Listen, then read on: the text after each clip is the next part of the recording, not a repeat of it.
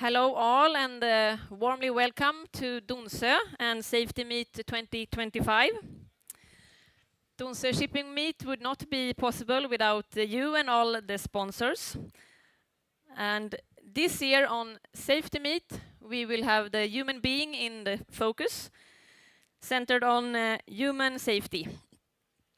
We have a very interesting day together in front of us. My name is Anna Karlsson. I'm from RISE Research Institutes of Sweden. And it's me, together with Staffan and Martin, that will introduce themselves during the day, that will guide you throughout the day.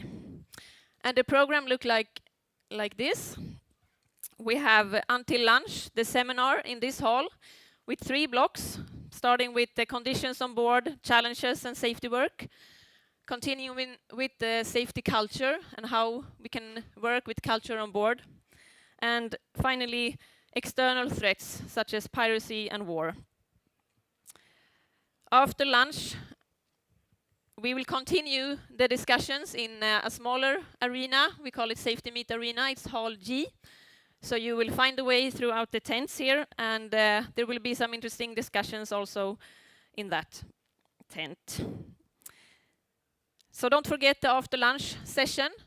I will soon present the first block. I will just have some practical information. We have 2 smaller breaks and we have 2 doors. And if it's getting crowded, so you can use both doors, and there will be coffee and sandwiches. If not just outside, just inside the bigger tent. So stretch your legs, but be back here when we start this after the break. So, now I will present the first part. In the following 45 minutes, we will have speakers that address the aspects of conditions and challenges on board and safety work on board. So welcome on stage, Hanna Mahaffey, HR and Compliance Manager from Admare Ship Management. Kirsten Strömsnäs leads Global Safety Initiatives in DNV.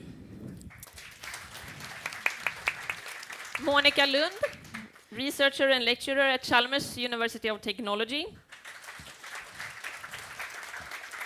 And Mårten Olsén, chief engineer at Admare Ship Management. And I leave this to Hanna, please.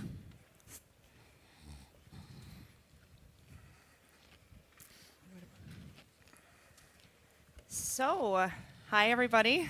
A little bit nervous to be the first one out, but it's great to see so many people here. My name is Hanna Mahaffey, and I work at Admare Ship Management as the HR and Compliance Manager. My career at Admare started in the crewing department almost 5 years ago during COVID. You know, a great time to start a new job anywhere. Crew change was like putting together an expert level Lego, and stress pretty high, and the crew on board were kind of stuck on board with each other. Even us office dwellers could feel the impact of COVID. The first time I met one of my colleagues, actually, it was 5 months after I started. And he was a lot taller than I expected, so it was fun to meet everybody. So, the transition from the crewing department to the safety department was less of a leap than I initially expected. At the core, both roles are about supporting the crew on board, whether it's helping with rotation planning or conducting a 5 why analysis during an incident investigation. You're still working closely with people, solving problems, and making sure that they have what they need to work safely and efficiently.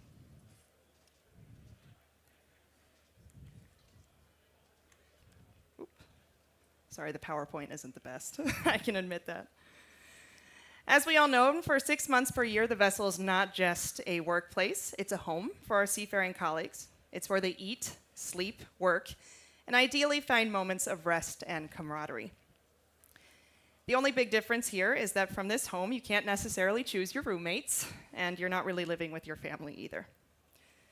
So a workplace environment is the combination of the physical conditions on board, such as cleanliness, environmental factors, available equipment, and workplace design, and then the psychosocial conditions, such as social relations and culture, that can together determine how safe, and healthy, and productive a workplace is.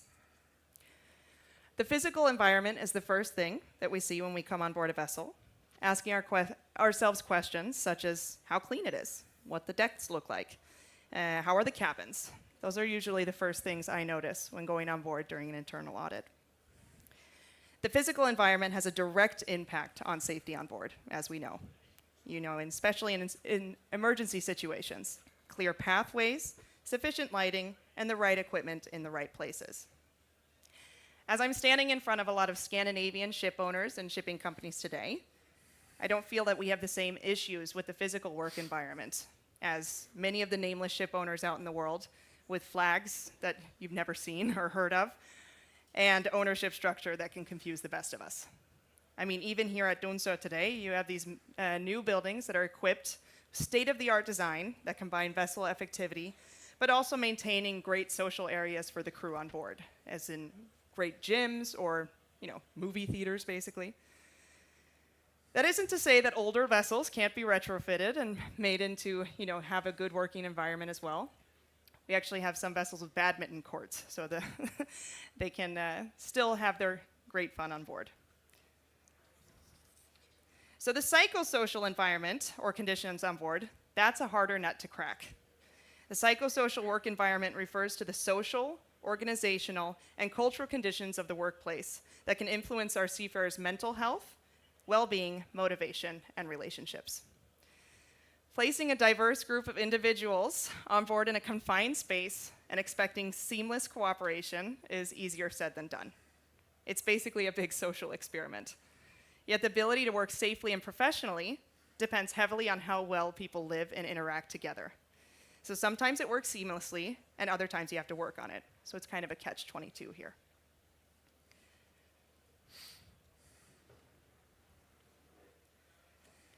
With that being said here, the underlying theme is that relationships matter. And when I say relationships, I don't just mean friendships on board. I'm talking about leadership relationships, collegial relationships, pure social interactions, shipboard to shoreside, and even connection with crew members on sister vessels. All of this matters. Creating trust both on board and ashore is absolutely essential. And let's be honest, who doesn't need a support system? Without that support, we risk falling into a silent culture where people keep their thoughts to themselves. And if crew members don't feel comfortable speaking up, how can we expect them to challenge us? How do we expect them to challenge their superiors on board when something is unsafe? With this trust and knowing that your colleagues have your back and they have yours, it strengthens the safety culture on board. An effective safety culture, is what we usually say at Admara, is an environment that encourages and requires everyone on board to proactively consider their own and their colleagues' safety. The goal being that the individual seafarers take responsibility for safety rather than relying on others to provide it. Leadership also takes a big, big role in this. Small things matter. Asking about somebody how their day, listening without judgment, sharing good news for once and not just the bad news, especially at the safety department. And these are not just nice gestures. These are the foundations of trust. And when trust is there, crew members are more willing to raise concerns before they turn into incidents. At Admare, we've seen how lack of communication and social tension can lead to misunderstandings, stressful situations, and actually pretty large near misses that could have been avoided in hindsight. Too often, the reaction is to simply add another procedure or checklist and then close the report. But that doesn't always fix the problem. If people don't feel seen or heard, they will keep quiet. And this silence we talk about all the time. It's dangerous. So in short, positive relationships directly contribute to safety. They can be just as important as the new drill and procedure and checklist that was made in fact of the near miss. In fact, without them, without a good, personal relationship on board, even the best procedures may fail. So, I'm standing up here as the crewing turns safety, and so I thought that we would listen to somebody else. This is in quotes, of course. I have interviewed 3 different vessels with 3 different crew compositions, different cultures spanning from the Eastern Europe, Sweden, and the Philippines. And the cool thing is that they're actually all highlighting the same thing. So don't listen to me, listen to them while I'm talking. So this is Captain Konstantin Sissons from Hafnia Sea. And this is just a small excerpt of what he was saying. Regarding communication, I believe that an open person who shares thoughts, concerns, and even successes contributes significantly to a healthy onboard environment. And I think this highlights something essential. Communication is not just about giving information. It's about building psychological safety. And that is directly linked to preventing accidents.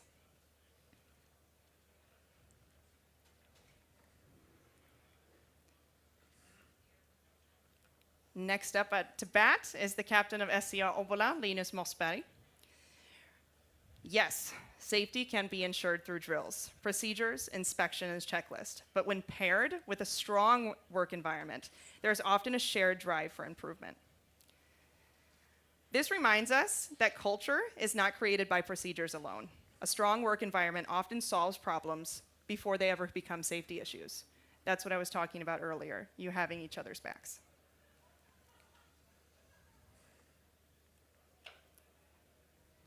So now we have Frenzy Rivera, chief mate on Timberland, general cargo vessel. When the leaders show that they listen, care, and treat everyone with respect, it creates trust. As simple as checking in with people after their day, giving them the proper rest they deserve, encourage them to go inshore whenever possible to unwind, ask their concerns by speaking to them without any fear of judgment, and engage in small conversations that is not just about work. This shows, in my opinion, that leadership is not just about rules and authority. It's about the small human actions that build trust and openness. And those small actions have a huge impact.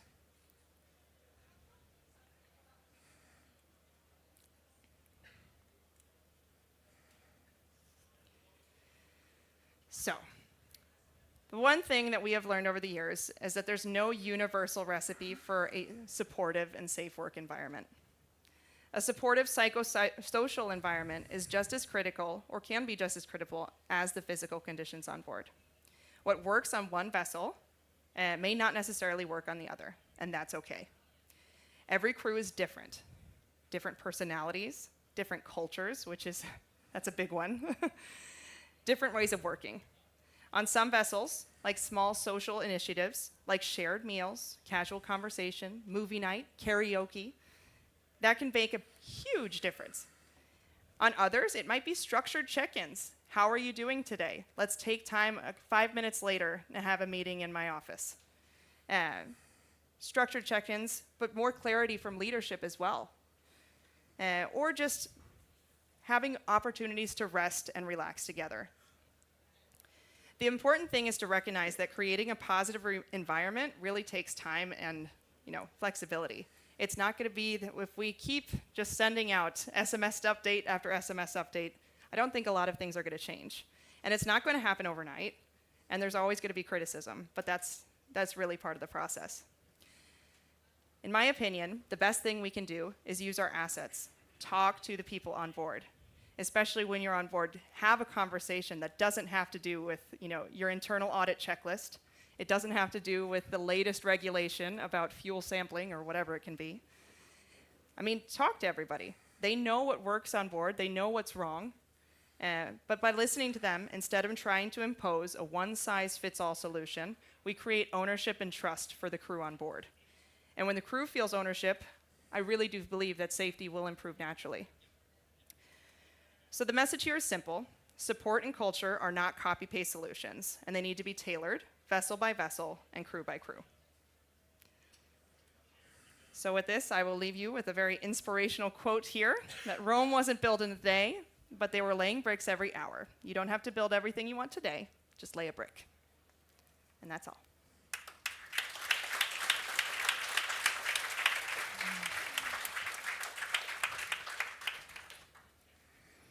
Thank you, Hannah. Thank you. I think it was very interesting to hear the words from the crew and some very concrete actions we can take away. My name is Kirsten Birgitte Strømsnes, working in DNV. My focus the last years has been through the human element part, safety culture. Today I would like to talk about, to give you some key concerns.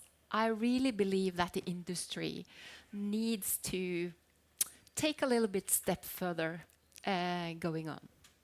But first I would like to ask you some questions. So I just wonder if you would do me a favor.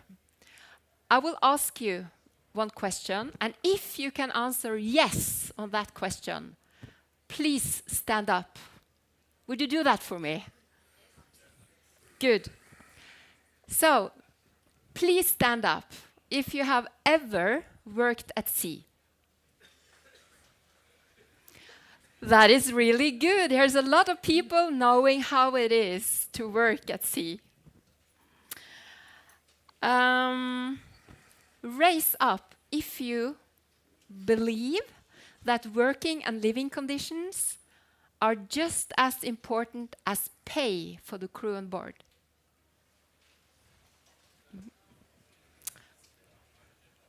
That is so good. Thank you very much. Last one.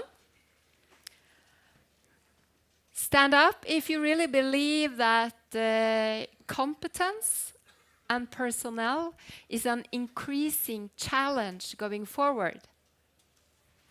There's a. Thank you very much. Okay, this is the things I'm going to talk about, by the way. So, take this one, thank you. There's a lot of things going on in shipping. We have new technologies advancing, we have new fuels, we have digitalization, and we are very concerned about building robust, safe technical systems, and that is so important. But what happens when the people behind are overloaded, under pressure, detrained, and not supported? So it's not sufficient to only thinking about making technical resilient systems. We also need to think about the people behind. And this is not only an operational matter, it's actually a strategic matter, because it will influence the safety, the reliability, and also the business continuity if we don't manage it. So, safety is not just about technology. Of course, we know that. It's about a human being working within an organization, dealing with the technology in a context with all the stakeholders around. So we really need to consider all these elements as integrated. So changes in one of the three items will influence the other. So we need to think holistic about this thing. When introducing ammonia as new fuels, yes, of course it will impact the individual with training, but it might also impact the workflow, the responsibilities, the way of working, etc. So it's important to think that. Then I would like to highlight another concerns related to personnel. Recently there has been a lot of studies reflecting different aspects related to shortage of competence and personnel. And they are pointing out many interesting key learnings for us. So the first example, yes, it shows that it is a shortfall on personnel, and especially officers. And there are also not only number of headcounts, but it's also competence gap here in general.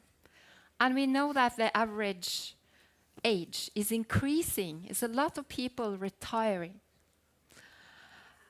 And the statistics shows that 58% of the younger seafarers change employer at least once within 3 years' time. And 68% of new generation seafarers quit after short time and even leaving the industry for another industry. And the reasons why younger seafarers are leaving is lack of career development, poor living and working conditions, workload and fatigue, lack of benefits and pay, and actually misjudgment of what we believe it's a good measure to retain people. There's a mismatch of what the management believe, what's important, and what the younger generation appreciate.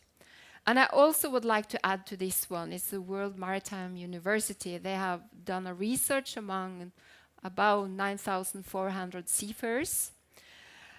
And about 90% of them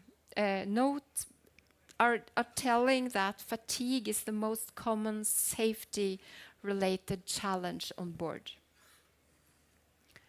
So the attractivity for shipping is actually a challenge going forward that we need to take even more seriously, as I know you are already taking it seriously. Because we have a growing fleet, and this to attract the younger generation is very important.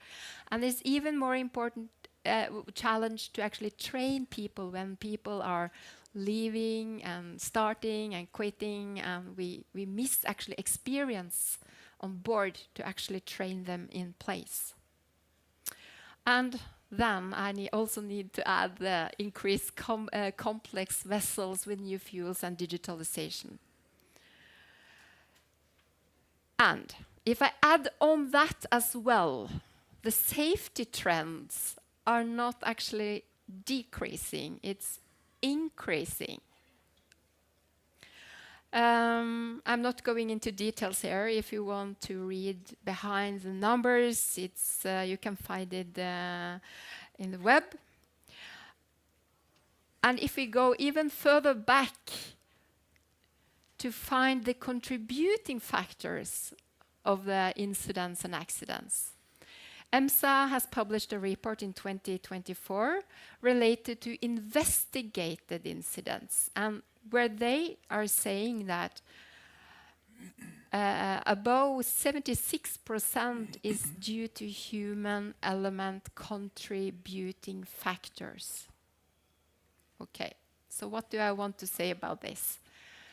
Some concrete examples of contributing factors related to the individual is, for example, what kind of competence I have, what kind of training do I get, what kind of risk understanding do I have, the risk perception as an individual, my health, mental and physical health at all times, and stress and fatigues. Those are examples of contributing factors related to the human element.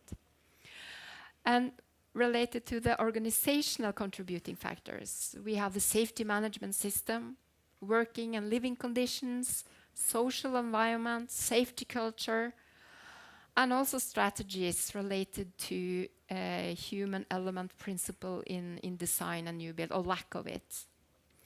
So how can organizations support in this? What this is showing is that it's the same driving forces that impact a positive safety trend also impacts the attractiveness. And organizational, and then I mean not only ship owners and ship managers, I mean class societies, I mean regulators, and the whole industry can play a vital role in this. And it's so important to start to find good measurement and incentives to go forward. So I want you to go back with 4 key takeaways from my speech. There is a growing competence and personnel challenges that may impact safety and business continuity if not managed, number 1. Number 2, What contributes to attractivity in shipping is very often promoting safety as well. Focus on human element is important to improve and excel, and this is beyond only training and competence. And 4, organization are key in improving attractiveness and safety. Thank you.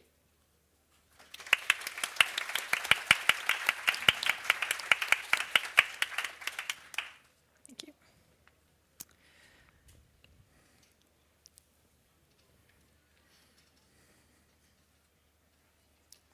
Okay. Thank you for inviting us here to DSM. We are asked to talk about digitalization and on maritime safety. So let's just give a short background. In 2022, I was approached by the Swedish Shipowners Association, and they had identified through their members that digitalization were a problem. There were issues, and they asked us if we at Chalmers could help them to understand what are the issues and what can we do about it. So it was funded by Trafikverket and led by the Swedish Shipowners Association. And in total, we did 2 projects and followed up also with a master's study. Oops. So taken together, digitalization, as all of us know, is here to stay. And in many ways, it's a good thing.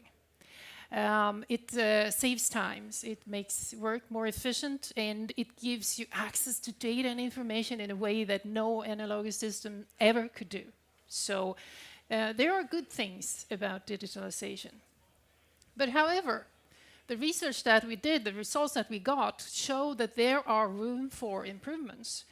And to fully reach the goal that we have with digitalization to make work safer and more efficient, these issues needs to be set straight. So as a researcher, what better way to verify the results that we get from our projects than to talk to someone from the shipping industry who's out there and working with these things on a daily basis. So, Morten, do you agree? Are there room for improvements on the digitalization systems? Oh, yes, I do. I think, yes, most like with everything, there are upsides and downsides, and the upsides are basically the capability to collect and store information, and also to operate and control various equipment remotely from a computer. Downsides, downsides are that there used to be too much information in the system, which makes it very hard for us to trace the information which is really needed, important for us. And there also used to be a lot of bugs in the software systems. We face that the quality of the digital components are quite poor, like from sensors, transmitters, solid-state relays, mimic panels, sensor transmitters, and which can just stop work anytime without any pre-notice. And also these digital binary signals are also very sensitive for disturbance from vibrations, heat, humidity, and earth faults, which contrary from in a laboratory clean room environment are very common on board ships.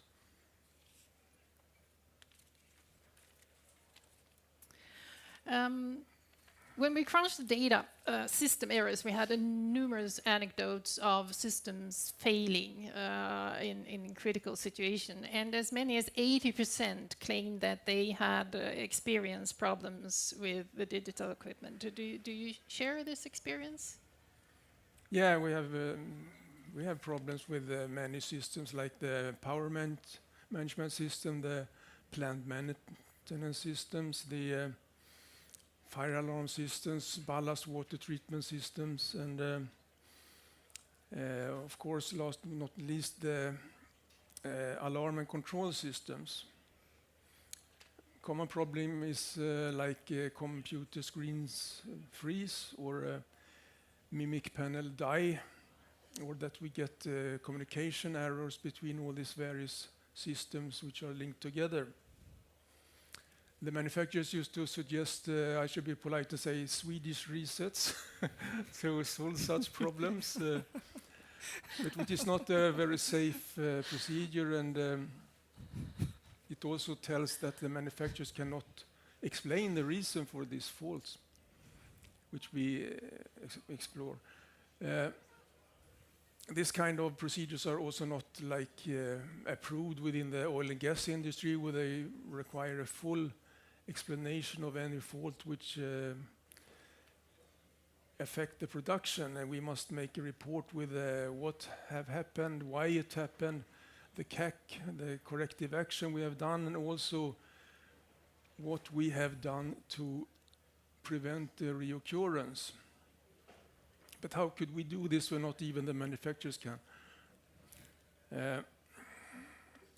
We also have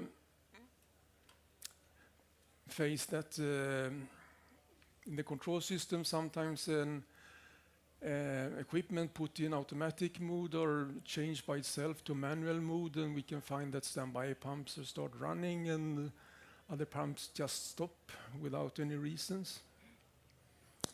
So in my opinion, I think when we had during the analog time, we were in control of the systems, but today the systems are in control of us. Well, what you describe is kind of a scary scenario, because the systems that you mentioned are safety critical systems.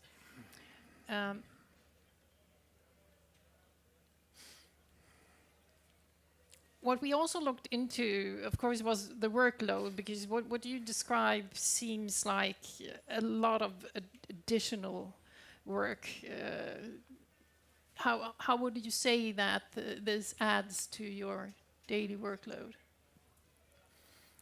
Yeah, I think we have a lot of additional workload due to disturbance, and I mean, with all these signals which are disturbed, and occasionally a 0 became a 1 and 1 became a 0, it will cause alarms or ghost alarms, which are not visible in the alarm log, but it still affects the systems.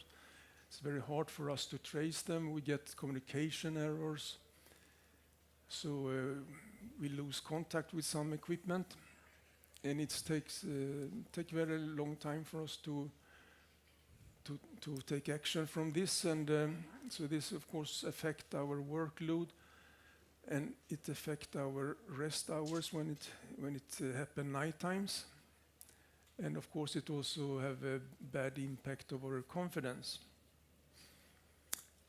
So actually, the fact is that most of our problems are generated by the control system and not by the equipment to be controlled.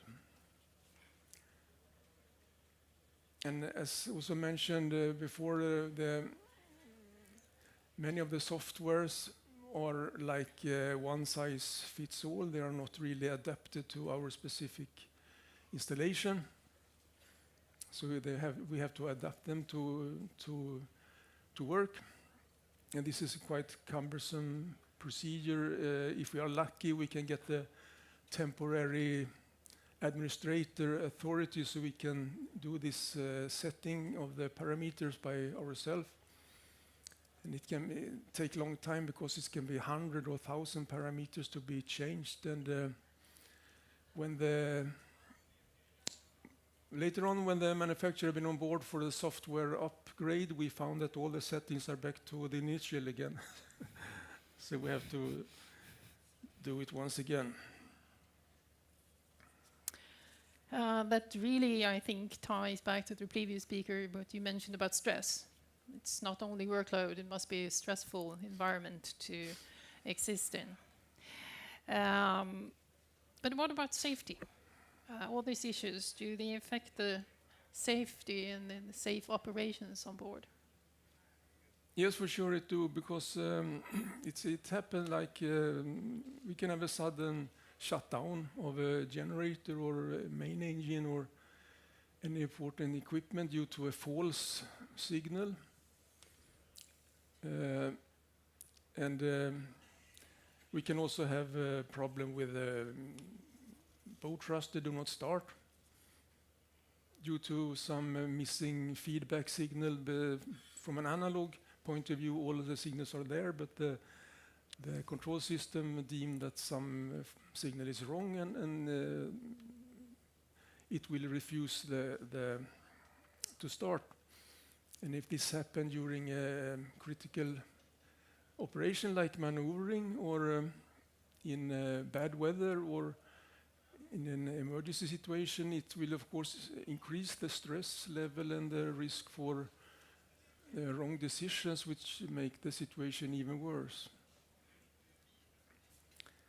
And of course also the crew setup we have today is based from that everything is working normal all the time, but which is not a fact, and we have no additional resources to put in when something serious happen. One more thing to be mentioned is that to control a lot of the equipment, it's required that we have the password and logins, and it's for the purifiers, for the fuel oil modules, for the working air compressors, and for the HVAC system. And there is a lot of login details which we too often found that we not have. And I also been on new building and ships taken over from other companies, and after the first blackout we realized we cannot log into the computer network, we cannot log into the control system, we cannot do anything. So I think there should be a company safety procedure to keep track and log all logins and password on board the ship. Not only for the engine, but for the bridge equipment, for the galley equipment, for the laundry equipment, so we can have a fair chance to do the troubleshooting. So you touched upon it, support. Can you get support when you need it? I think the best support we have is during the installation on the shipyard or a new building or a upgrade, because the persons in charge of this work used to have the best overall knowledge of our specific systems. But as soon as we leave the quay, we are referred to some help desk, which used to be like a dead end or non-return valve, because like we put in a lot of questions and claim forms, but we get nothing in return. And if we are replied, it's like two different words meet together, because we are actually the end users and they are the experts on their quite narrow, limited areas. And they communicate with us with acronyms and in a language we don't understand, like IMEC, DPU, ICMS, RMU, and we get totally lost. And another fact is also that we don't get so much instruction books or spare part books anymore. We are manufacturers refer to that we can get them online from their web page. And I would say that the internet is much better today when we have the Starlink and internet providers. It's working fine, but in line with this also the cyber security and cyber attacks and having increased. And in line with this also the company cyber security policies. And so too often we find that we cannot reach these home pages because it's like, say, access denied, page blocked, and we cannot do anything.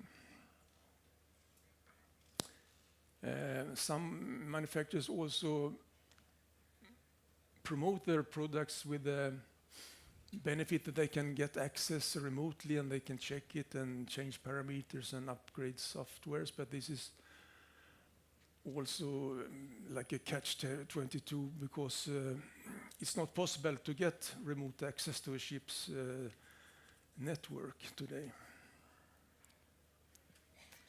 So this kind of conflicting dead ends, I think, should be highlighted and dealt with. So to tie back to our initial slide here, room for improvements. What needs to be improved? I think the problem we have is quite the same as we have in our daily life with our smartphones and computers and iPads and network, which just start work from time to time and needs to be restarted. And of course also with our cars. With the old cars we have seldom problem, and if we have problems we're easy to trace and easy to correct.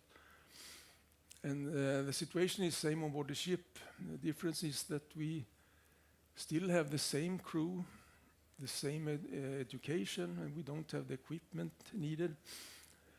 With the cars, we are referred to the dedicated workshop. We have the special tools, the special test equipment, as trained personnel. But on the ships, we are still the same. I would say that 90-95% of all the faults we face on board the ships are related to something with the cable connected. But despite of this, the most crucial position, the electrician, has been taken off from most ships today. In fact, we not only need an electrician, we also need an electronic engineer to deal with these digital problems. So I think one step should be to re-evaluate the crew setup and also the education. We should also be aware of that, contrary from a car, for example, the ship is made from like the propulsion line. We have one manufacturer for the main engine, one for the clutch, one for the gearbox, and another one for the propulsion plant and the shaft generator, and all of them have their own control system. But in the end of the day, all of them should play together in the common control system, and this do not always work out. And these problems used to just fall between the chairs, and there is no one who have the overall responsibility. So I would highlight, appreciate if there was like a common digital platform for all these components which are integrated on board. Okay, thank you. So just a short summary to pick up a few things of what you mentioned more than that. There need to be better quality on hardware and software. There are too many problems there. Immature technology that is placed out on board. End user involvement. Bring the end user, bring Morten into the loop before you start to design technology. Smarter systems with dual functions, meaning that they shouldn't be dependent on one signal so that everything dies. And specialist competence is necessary. It's a must on board. And having said that, there are some references if you would like to dig into the report. And having said that, thank you so much for your attention.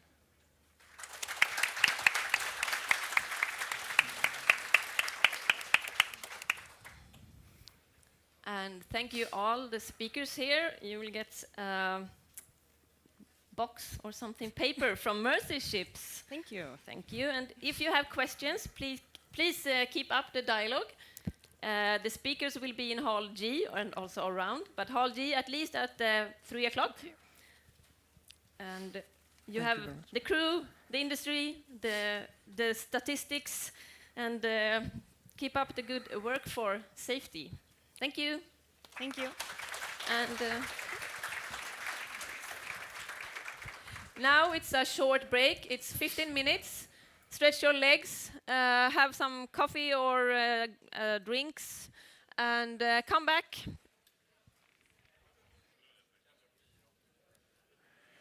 Right, hello everybody and welcome back. Hope you had a nice break. My name is Staffan Bram. I work at RISE, at the Maritime Department, doing research in maritime safety. And in this block, we are going to talk about organizational culture and the influence of culture on onboard safety. And talking about safety culture for me is a bit like coming home, actually. I began my career doing a safety culture assessment in the Swedish nuclear industry. And but I realize every domain, every industry is different. So today we are going to hear a few presentations about organizational culture in the maritime domain, and then we will have an interesting panel discussion with those presenters and a few others. Right, so first off, I would like to present Anna Frost, who is a psychologist working with organizational culture. Who will talk to us about building safe teams. Thank you. Thank you. Nice to be here. I'm still a bit stressed up because of Martin's story about the procedures and all the technical failures. I was just thinking about how many times I want to throw my computer out of the window, or I can't even watch TV nowadays because I have this little thing that doesn't work and it doesn't communicate with my internet. So I was trying to take some deep breath.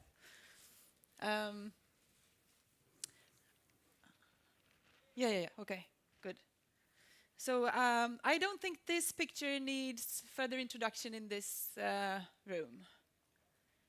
This is a story that was broadcast out when it happened, and there are many documentaries about it, and where they're trying to tell the story and also explain why it happened. And when it happened, I was on vacation with my kids.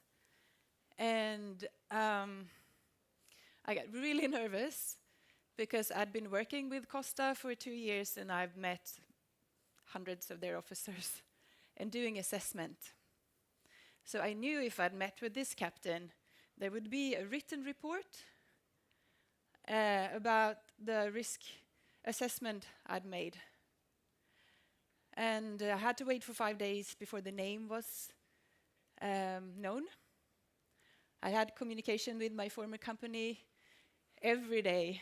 Have you heard who it is? Do you know? Have I met the person? Or what's going on? And it turned out that this captain had been scheduled to meet me. I was in Genoa almost 1 week, a month for a while. And I met, every time I was down there, I met with 4 officers for a whole day. 5 times he was scheduled to meet me, but every time he had some reason not to show up. And I didn't know that because I never got a list of persons who didn't show up. I just had the names of them. But I was thinking about it afterwards. And I'm not showing this because of that person. I'm showing it because I raised the question with the management group many times. And that was the question about the culture on board. I had concerns because some of the captains talked about themselves as godfather, or at least the father of the ship. And in a hierarchy, to challenge the godfather, you just don't do that, right? And as the investigators witnessed when they listened to the recordings of the black box of the Boeing accident at Tenerife 77, do you remember that accident? Some of you? Or read about it at least? Even when your own life is at stake, you will hesitate to challenge your superior if you have that kind of culture. So it's a big risk. And when I raised the question, they said, it's always been like this, and well, let them be what they are. It's what it is. This was many, many years ago. And since then, I've taken a detour back, away from shipping to land-based organizations, big multinational companies, helping them with their leadership, building leadership programs, and trying to understand what good leadership is and what motivation is and what motivates people to do their best and excel. and then through innovation, and then back to shipping again, just recently, 2 years ago, through Dunse Maritime Training Center. So during the last 1.5 years, I spent a lot of time here at this beautiful island. And now it's happened. People are talking about human factor and teamwork and leadership and, psychological safety in a way that wasn't the case back then. Very pleased to hear. So what is psychological safety in reality? It's where you feel that you can challenge a decision or an opinion of someone, even a superior. Or you can push back if the management wants you to proceed with something that you feel is unsafe. And you can do that without being afraid of sanctions. And that could be both official, sanctions that makes it harder for you to work, but also it could be collegial sanctions, like informal social sanctions that can also influence in a really, really profound way how you speak up to each other and how much you share. And it can be equally hard to share a good idea you have. Maybe you have an idea about improvement, but you're afraid to stick out your chin and say something. You don't, especially in Sweden, I should say sometimes, you shouldn't think you are something. So that can also be hard nut to crack, how to get people to come with ideas, to bring them up. Yeah, I'm going to move around like this a bit because I want to see you all.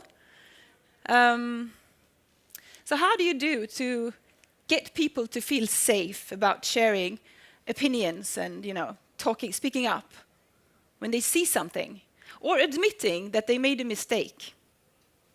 That could be really, really difficult, right? And if you want to venture that you have concerns about something, but you're not really sure, what if you're wrong? That's shameful. And you don't want to do that when you're just new at the company or if you're junior. So how do we do to get people to speak up? Are you that kind of person, you think, that invite people to challenge your opinions or your decisions? If you just take a minute and think about it, are you that kind of person that invites people to challenge you? And how do you do to invite them, I wonder?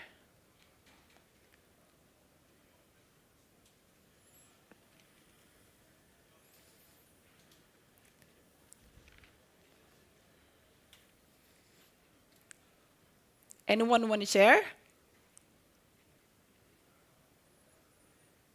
One thing you can do is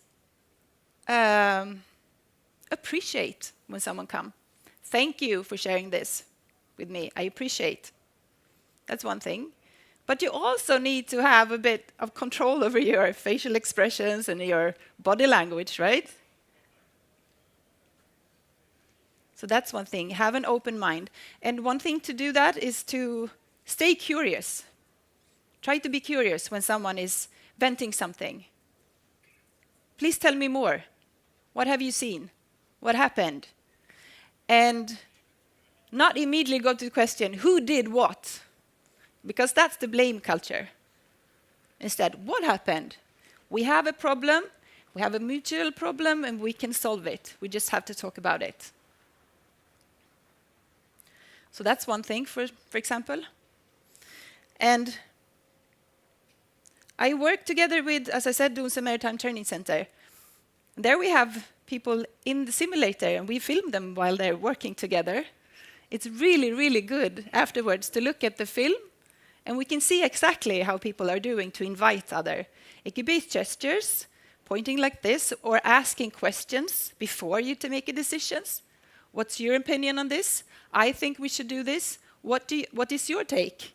Or taking a step back and letting the junior officer step forward. There are things that you can do, and we can look at it, and that's really, really helpful. I also put GIST in there, because safety leadership is not only for shipping. It goes for construction and mining and stuff like that as well. And this is an Australian company that I've been working with a lot, and they're specialized in mining and construction. But it's exactly the same kind of leadership that's needed, and collegial support in order to build safe teams. Because what we need is people to talk. Yes? We can't fix a secret. If we don't know, we can't do anything about it. So that's the first thing. And it is hard to be challenged. It's really hard. So you will have to practice in order for this to work.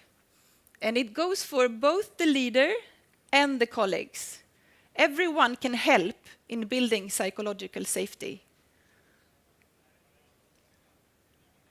Yes? It's not working really good.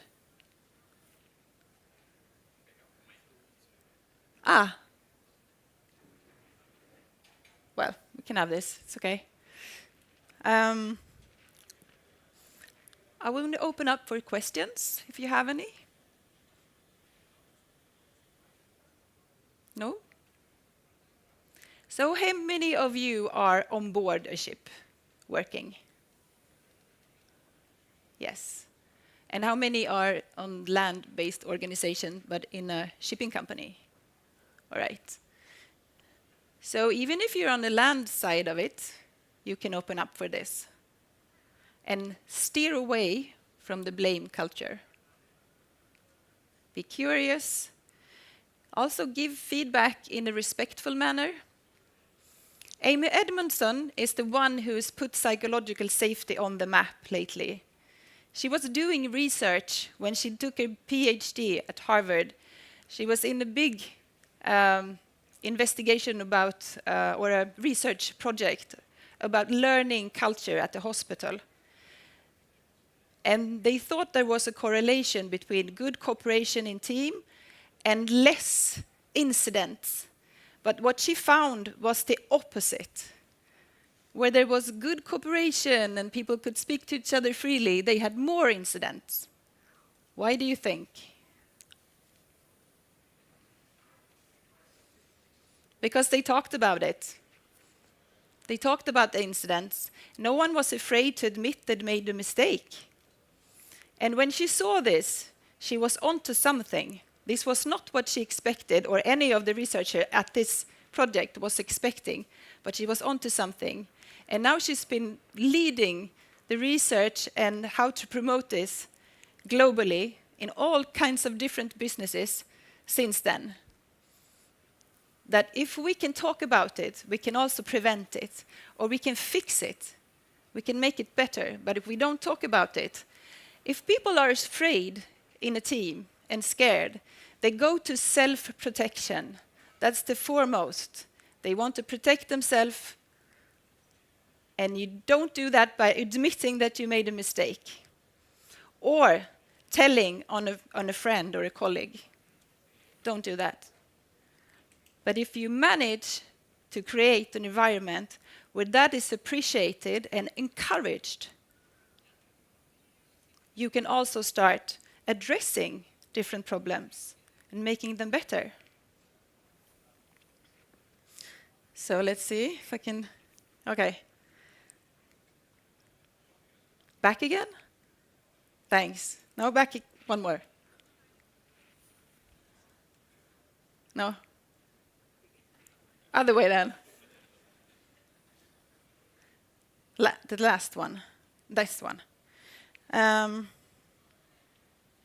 Yeah. Encourage open communication.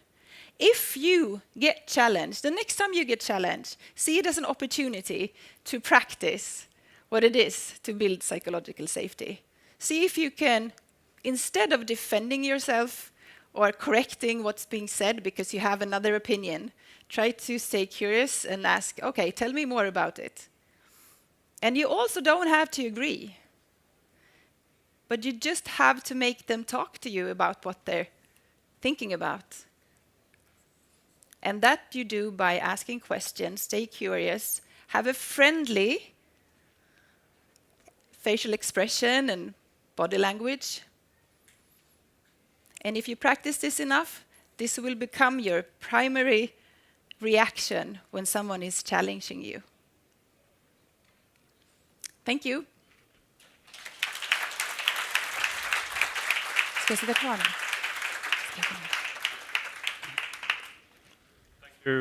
Thank you very much, Anna, for an interesting presentation. And I would like to remind you that if you have questions or you want to interact with our speakers, you will find them in the safety arena afterwards. Now I would like to welcome Jan-Erik Alsen and Mattias Mikkelsson from Stena Line, who will talk about their work with safety culture. Thank you. Thank you.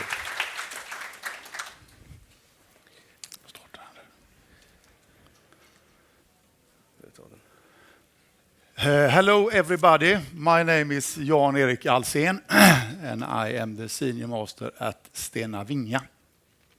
I've been in Stena Line since '81, and now I'm at Stena Vinga, as I said, since 2023.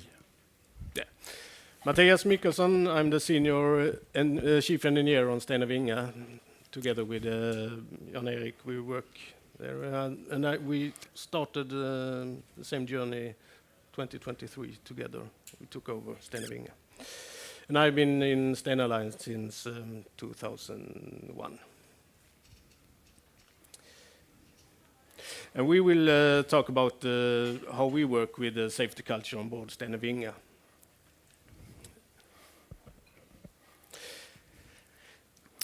We would like to picture that we are building a house. We have some. The building plot is what Stena Line, the culture, the core values, behaviors, and commitments. And that is what we have to build upon. And then we have a foundation. We have unified leadership. We're trying to have a learning and reflection culture, common goals, cooperation, and open communication channels, and common action plans. And we believe that when we have this foundation in place, we got the feeling of belonging, psychological safety, engagement, and building vision as our crew, ourselves and our crews. And the roof, like it says there, the result is a safe and sound culture. And of course, it's now we are part of this, but we actually think that we have created some sort of safe and sound culture, and it's of course a journey that's continued all the time. It's you never reach the goal line, so to say. But yeah, we think this is the way to do it. Yeah, at least on Stena Vinga. Yeah, it might be different on other ships. So we will continue talking about the foundation, what we actually do. That is, and we should. Yeah, and the unified leadership. It's very crucial for us that we actually participate in the same courses. In Stena Line, we have in Stena AB, I should say, we have a really nice program with educations, and we really try to as much member in the crew as possible to participate in these courses, and that give us easier to create common goals, and of course the communication become easier, and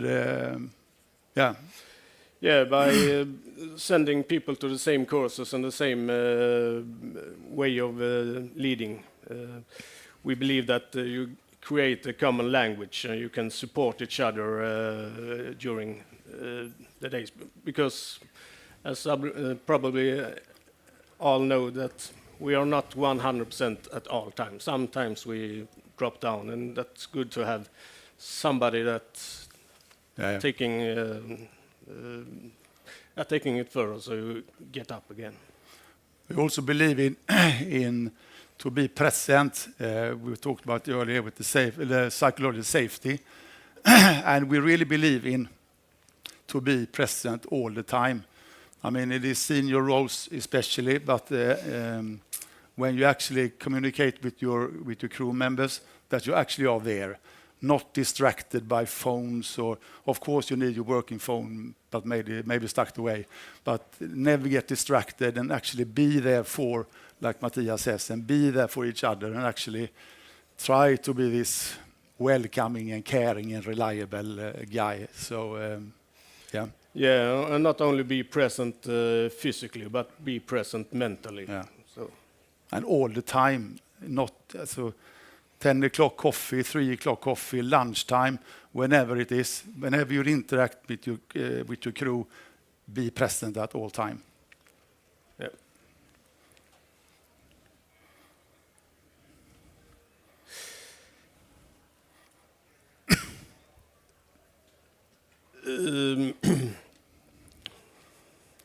I lost my way.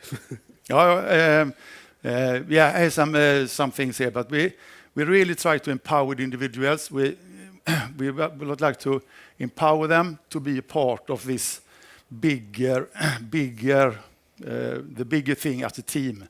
So we really emphasize the guys all the guys on board to realize that they are a part of this culture in all positions. It's not just the senior officers, so it's everybody in the crew is a part of this journey, so to say. And but of course you really need to develop the individuals to create a good group. So yeah. Yeah, and by really listen hard and try to understand the. Ja, det är slut. It was Ska du säga en minut? listen hard and really try to understand the individuals when they come with ideas and such, and that will and push them to empower their ideas and develop them all the way. And maybe not step forward and take over. Just let them do their ideas. And the feedback there is also very important, of course, in a healthy leadership and a healthy, sound and safe culture. And of course, listen to, once again, it's so crucial to remember that we are so many people in the crew, and in this, and everybody has a piece of the cake, and everybody has to chip in to actually get the full cake. So, yeah, we really think that if we embrace the fact that they can come with feedback, and we give them feedback, and as often as we can, we really think that creates, once again, we're a bit part of the game, but we think that is a good way to do it. Yeah, and about maybe I'm getting back, but communication is quite powerful tool. We are doing it a little bit different, but in my team we are having every quarter we have meetings where we do workshops and try to develop the goals together and action plans. And we have actually done one on safety culture as well. And before that, I let them do a self-assessment of where we were standing in the safety culture in these 5 levels. And then together we decided to where we wanted to be and produced action plans and which we are trying to live up to now. We have also tried, but it's quite hard, but we have tried to have some reflecting times as well after our working hours. But it's very timetable dependent, so it's quite hard to, since we are changing routes now and But then. it's also fair to say that we reflect. We talk about this a lot, me and Matthias, and the reflecting time is also some kind of self-assessment, and you can actually reflect all the time. But of course, this schedule one is hard to get in the bigger group. But 2 and 2, it's so easy to reflect over the day or over the half day or over the drill or whatever. So reflection is, and actually allow once again, allow everybody to have time to reflect. it's we think that is a really nice investment to give the crew members time to reflect. Yeah. And it doesn't have to be in a, so to say, in that formal way. The informal reflecting is as good as the other one, I say. Yes, of course. Regarding feedbacks. 30 sekunder. Okay. Feedback, positive feedback, majority, maybe 90%, I say. 95. And 95% positive feedback will empower people. Slut. Okay. Time's up. Okay. No, Time's up. Time's up. Oh. Okay. Yeah. Was that the last slide? Oh, jävlar, No. sorry. Present, but it was the alarm clock.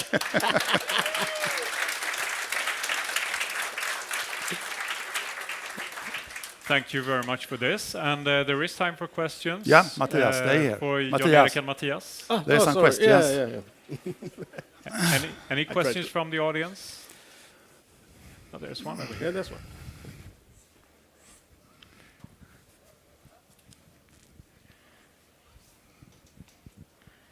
Hi, Lena Brandt from DFDS. I was wondering, is it a mixed culture you have on board? No, it's Swedish citizens, 100%. Do you think if you had a mixed culture, you would have a different approach? No. No, I don't think so. I think I had the opportunity to work in, it wasn't that mixed actually because it was 99% Polish guys and one Swedish guy. So I was the one that stuck out. But I say it's, I think I do in the same way. And I hope it's okay. So I tried it and to judge the result, I leave it to someone else. But yeah. Okay, thank you. Thank you very much. Any more questions from the audience? We have time for one more, maybe. Here we are. Thank you very much. I'm Mark from Danish Fire and Security Institute. I'd like to give a double question also for you, Anna, maybe. I don't know how to ask, but we are driven by owners and management on parameters such as data, a lot of data driven ways here of communicating, and I see a challenge in that from having this, what do you call it, the psychological safety, and actually doing what you're asking for, and on your foundation to open your mouth and ask and mention problems. But it'll reflect badly on this statistical and data-driven documents afterwards when you have to promote your company, Stena or whichever. How do you, besides talking about it, do you have other practical examples of how do you actually meet that conflict, so to speak? Because we are in a society that is very data-driven and very statistical-driven. I hope that made sense. I know it's a big question. Yeah, and I think it's you're fully right there because it's very, very hard to measure, and leadership is, of course, difficult to measure. But if you talk about it, I reckon that is the way to do it. Over and over and over again, and never get tired of it. Talk about this psychological safety, and we have these values in our company that is welcoming, caring, and reliable. Just name dropping it over and over and over again, and believe in it.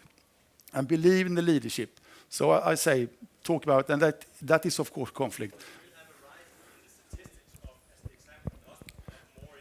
Yeah, and that is, of course, hard as well, because we would like to have it to decrease instead, of course. But we actually have a goal to have much near misses compared to, and we are measured about that as well. So if we catch the near misses and produce these reports, and we get Fewer. fewer actual incidents. Yeah. Yeah. Yeah. Yeah. Yeah. Thank you very much. This is an excellent discussion to be continued maybe in the panel on safety culture that will follow now. So thank you very much for the presentation. Thank we you. will keep Jan-Erik on the podium Yeah. and welcome back up Monica Lund from Chalmers, Anna Frost, psychologist, and also Benjamin Fager from Sirius Shipping. Give them a hand.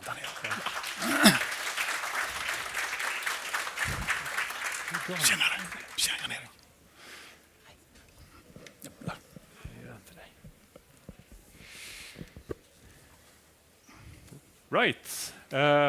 We've heard of a lot of different perspectives on culture and safety culture in shipping in these last presentations. I was curious, safety culture as a concept. Whoa. I'm really, this is a bit of a safety issue. Near miss. As I mentioned in the beginning, I have a background in the nuclear industry, and that is where the safety culture concept came from in the investigation of the Chernobyl accident. And I was curious, Anna, this was in 1986, almost 40 years ago, in a totally different context, behind the Iron Curtain and with a lot of hierarchies in place and everything. Do you think this is equally relevant today, or haven't we gotten farther? Yeah. Yes, and also watch the miniseries if you want to see how the opposite of psychological safety really pushes it into complete disaster. It's not about why the accident happened; it's why it wasn't detected. It's always about that. Do we detect it? How do we prevent it? When was it? There's always so many safety Dimensions. Yes, to it before the accident is there. And people speaking up when they see something, that's one of the main things, I think. To have the equipment, of course, to measure things and detect it and not have failures like Martin was talking about, the failures all the time. That's both stressful but also give you the wrong data perhaps to act upon. But then it comes to people saying, oh, I see something here. Can I put this in? The other day, because I was doing a little bit of research before I came here, just to see how people are, what kind of systems are there. And I think it was United Airlines. I think they have a system for people to speak up when they have concerns. And so it was in 3 levels. The first level was that you could start the sentence with, I have a concern. And the second level was, I feel uncomfortable with this. And the third level was, I think it's unsafe. I feel it's unsafe. So there was a system for how you could venture if you saw something, but you wasn't really sure about it. And I think what happened at the Chernobyl was that people saw things, but they had already been shamed for it, right? Or had measures taken because they were speaking up, so they kept quiet. Yeah. So a lot of time has passed since then, and now we are discussing another domain, the maritime domain. I'm sort of in the way of you here, Benjamin. Yeah, I'll make a walk. I'm a bit curious about. In the beginning, I said every industry has its challenges. So what kind of challenges do you see that are particular for the maritime industry when it comes to developing organizational culture and reinforcing a good safety culture? What sort of sticks out? Can we get maybe Monica would like to start? I have a lot of thoughts on that. I think it's so refreshing to have the expertise that you stand for brought into the industry, and listening to Jan-Erik, who is out there and adapting this knowledge. It's wonderful. But it isn't enough. It really isn't enough. Because what have we talked about this morning? We talked about stress. We talked about fatigue. We talked about work environment. Morten describing how crazy workload we get due to technology brought into the workplace. So really we got to work on all these levels. We got to give the prerequisites to work with psychological safety, starting by how do we adapt technology to support the human We adapt to the human. The human has adapted enough towards technology and create a decent work environment in a situation where you're not fatigued, where you're not tired. Because correct me if I'm wrong, if I'm stressed enough and fatigued, my empathy goes out the window, and psychological safety is not on the top of my agenda. So we need a wider perspective on this. We can train our crews to death, and we can have all the will in the world to create this culture that you're describing. But if there isn't time, if there's conflicting goals, if I don't have the energy to do that, we will not reach the goal we want. This is something that I was interested in asking you. You spoke in your presentation about digitalization and certain drawbacks of digitalization and how sort of clumsy digitalization. I'm sure it's important. Right? How clumsy digitalization can create problems in the workplace, and there was mentioned Hannah McAfee, for example, mentioned ownership amongst the crew in their own workplace, sort of creating and recreating their own workplace, and we've had similar comments from other presenters. If you see a relationship between the culture on board and these very concrete things, the working environment, the tools that you use on board, the systems that you have at hand, and so on. Is there some kind of relationship between culture and the working environment that you find yourself in? Of course it is. Of course, the work environment is not only one thing. It embraces everything. For instance, the engine department, which I'm most familiar with the fatigue, the vibrations, the noise, and everything. You got to look at it as a whole.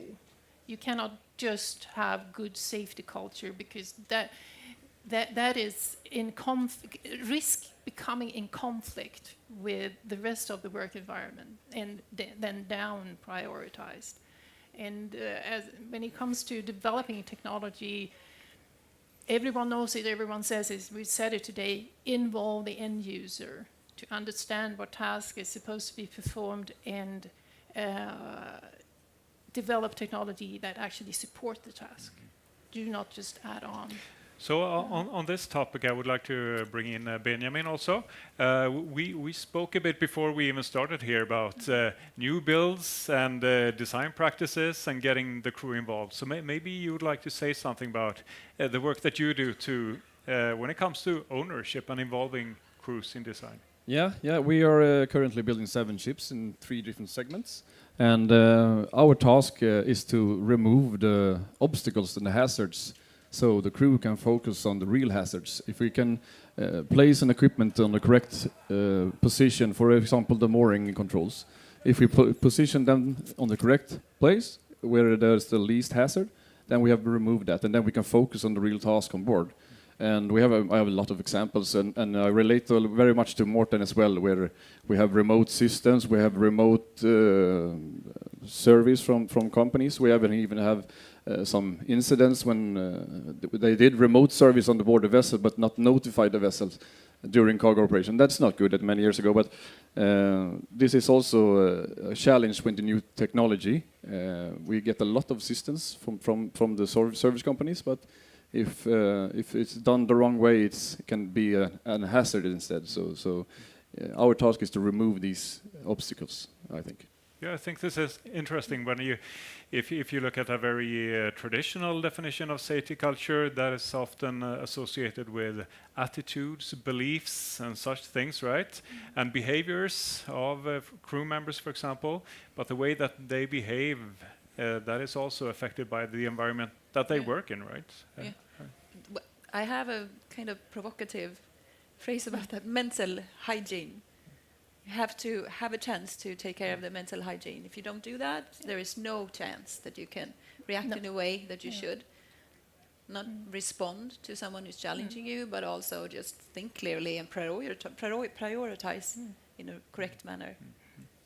And yeah, we are pushed, like you said, sorry, I missed your name, but Danish, that we are pushed by data, but also pushed with, having to make, if you have a ferry or a passenger fleet, you're pushed by timetable and stuff like that. And I mean, to push back on that takes a lot of courage, but also that you've been taking care of your mental hygiene, get enough sleep and food, and have a chance to not do too that. much of a workload, so that you.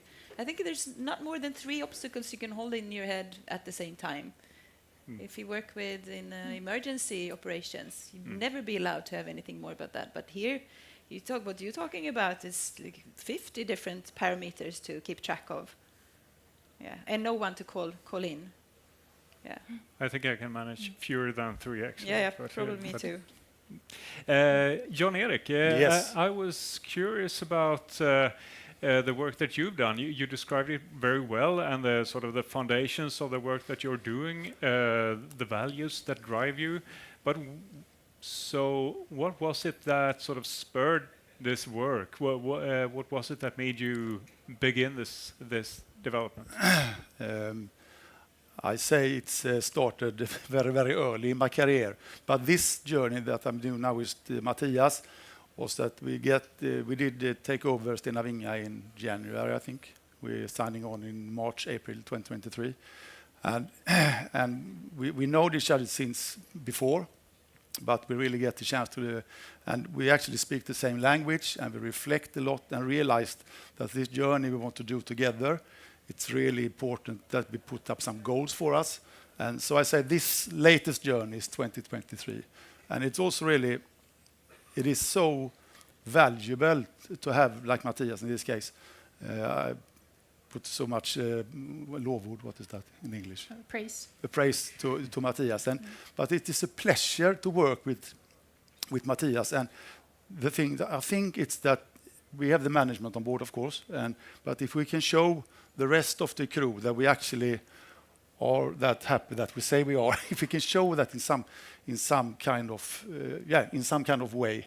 So long answer for that trip, but the trip started 2023, and we'll see when it ends.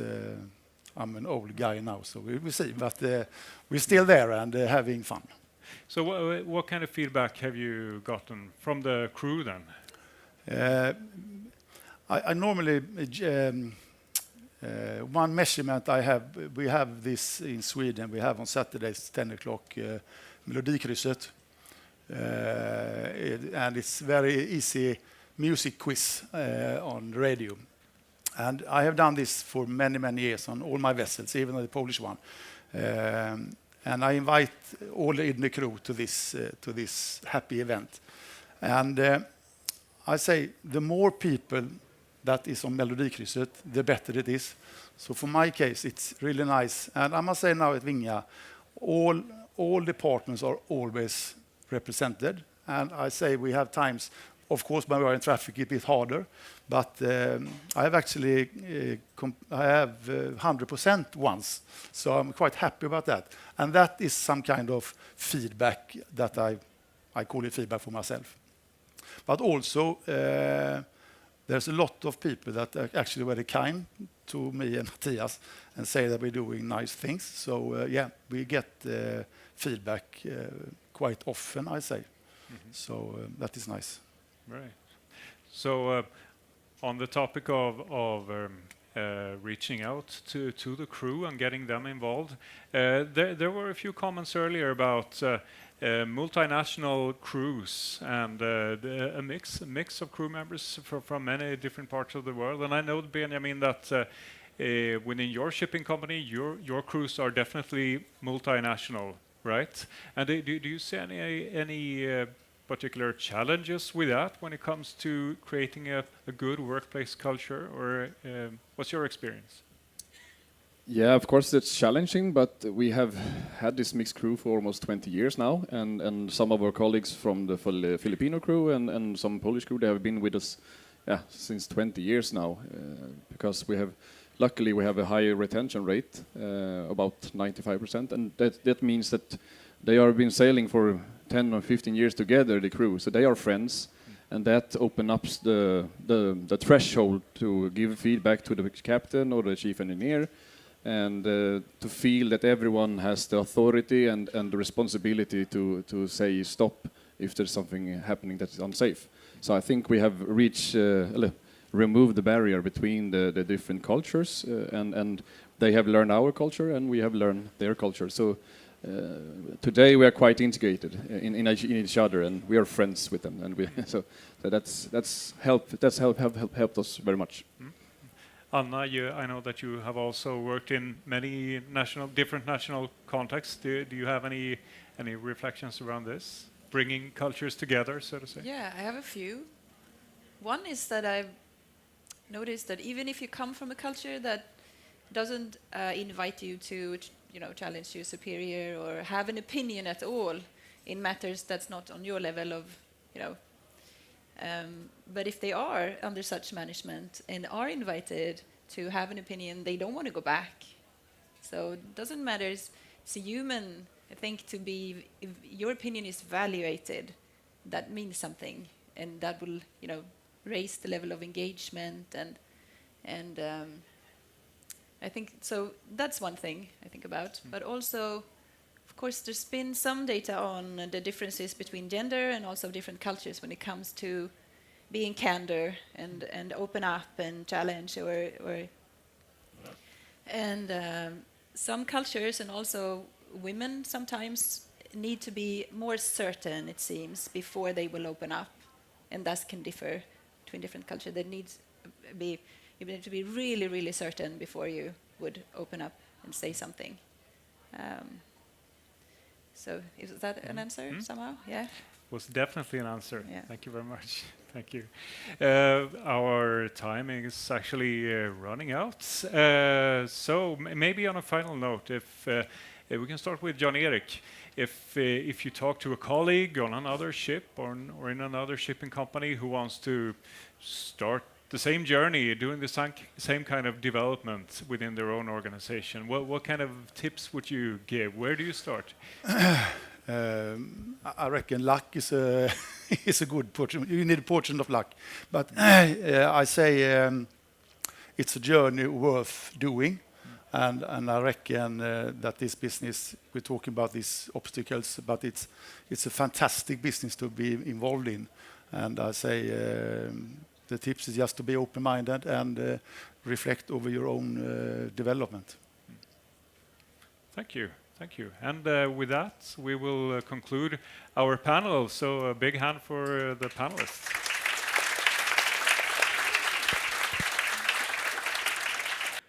So, most welcome to the third seminar of Safety Meet this year, dealing with a little bit more dramatic aspects of safety, such as external threats, piracy, and acts of war or similar. Piracy may be a little bit on the decline for the moment, fortunately, but acts of war is very much on the agenda given the strategic status of shipping. So I'm Martin Karlsson. I work with Stena on a daily basis and every second year dealing with Safety Meet here at Donsö. So I would like to welcome the speakers and panelists with me. Stephen Jones from Swell Marine. Thank you. Rachel Lynn Williams, Seaway Psychology. And Erik Cornell, Stena Bulk. So we will start off with some airtime for each of the panelists, and then we have a talk later on. So without further ado, I would give the word to Steve. Thank you very much. It's wonderful to be here. I'm a little annoyed that no one had told me how wonderful the Donsö shipping meeting is before. It's absolutely fantastic, and I now understand why Martin had been cracking the whip so much to get everything prepared for us. So it's wonderful to be here. As you might tell from my accent, I'm not Swedish. I'm from Liverpool, and so I should thank you all very much for Alexander Isak. We shall try to look after him as best we can for the World Cup for you. But yeah, it's a wonderful coming together of cultures, hopefully. So as was said, I'm here to discuss aspects of maritime security, the external threats that shipping, that seafarers are facing. And really, a slight kind of double header with my colleague Rachel, who'll come to follow me. I'm going to try to look more at the practical, the operational side of the dimensions. Rachel will look after the psychological. But in essence, when we were trying to bring our threads together, it was very much one word that kept jumping out at us, and that was confidence. How can we be confident in dealing with external threats? Because by definition, they're outside. They're things that we can't naturally have control over. So really, we'll hopefully bring some pointers for that together. The main issue about external threats is reality is what reality is. You can't change reality. It's out there. It's real. These are the things, the threats that you're faced with. And as we can tell, we're living in an incredibly complex, difficult time. Arguably one of the most complex, difficult times probably since the Second World War, really, with the sheer scale of the threats out there, where they pop up, the things that we're faced with. And from shipping's perspective, of course, they're terribly difficult to deal with. And in coming to an event like this, of course, we're talking to some of the best companies in the world, people who invest, all the speakers you've heard from, hugely impressive, the captains, the chief engineers, who actually lead from the front and do great things. The shipping industry isn't, unfortunately, once we step away from these kind of halcyon, utopian aspects, isn't like that. So a lot of the times, it's great to have this standpoint and see things from that perspective, but that's not what the shipping industry in a wider sense is always about. So we have to sometimes step away from the things that seem easy to deal with for us to think about some of the issues that face seafarers and within the various aspects of the wider shipping industry. So what we see is that everywhere there are problems, and they have an evolving nature of the threats as well. And that's one of the most difficult things to deal with, that it's constantly evolving, the difficulties we're facing. And although there are improvements in some, oftentimes that leads to problems elsewhere. And I'm sure in your day-to-day dealing with your own vessels, your own crews, your own areas of expertise, you have the data, the insight, the intelligence to deal with the things that face you. But in an essence, in a sense, the problems are increasing. So we do have to consider how we deal with them, what we do to head off the external threats. And we discussed, and the chief engineer, Martin, I think hammered home that message incredibly. Some of these external threats we're making ourselves by our kind of naivety when it comes to new systems and the way we deliver them, cutting back the resources on board when actually that's the last thing we need. We need more to be able to deal with more. So we have to think about these issues. Yes, there's theft, there's robbery, there's piracy, there's terrorism, all these things, the geopolitical aspects which we'll talk about. But there is also this external threat of the way we're managing change as well. So we have to consider all of these things. As I said, reality is reality, and it's out there. And of course, the more red that comes onto this map, the worse it gets for us all. And these are the scale and scope of where the problems are. I mean, Venezuela over there, who can second guess why the US fleet is starting to gather off the coast of Venezuela? All of a sudden, we have global threats on a huge scale that we have to deal with. I think from shipping's perspective, what we often see is that when things are going right, when everything is smooth and well, if we consider a kind of chess analogy, then shipping is almost seen as a pawn that just gets moved around. But when things go wrong, when the geopolitical angles really start to kick in, then of course what everyone suddenly recognizes and realizes is we might be moving them like pawns, but shipping has the power of queens. Absolutely pivotal to everything society does, prosperity, trade, global growth. We are the drivers of so much that is so important globally. So we need to really react, well and with confidence to deal with these issues. And that's about people. And I thought this presentation 2 weeks ago, I think, to the UN Security Council in New York from the Secretary General of the IMO was hugely important and pivotal particularly because the IMO spends so much of its time with paper. That's what it does. It produces paper. And I think we've maybe some of us have seen that there's huge concern in the UN and all the agencies that no one reads these papers. They're producing reams and reams, but no one's really reading it. So it's hard. But that, I think, was a really telling kind of outspoken outpouring of a new reality as well, that maritime security, dealing with these external threats, is about humans. It's about the seafarers. It's about you in the offices ashore, supporting them, making people secure, which by dint of that relates to safety as well, is a hugely human issue, which is not that easy to say, but I won't say that again.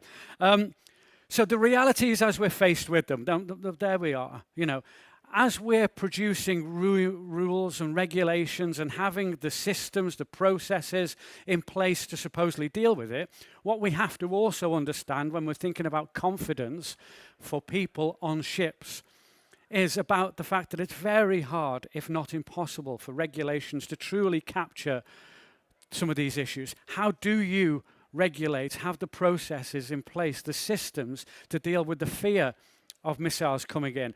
Those of you who were in earlier will have possibly seen the Galaxy Leader being pounced upon by Houthi rebel special forces.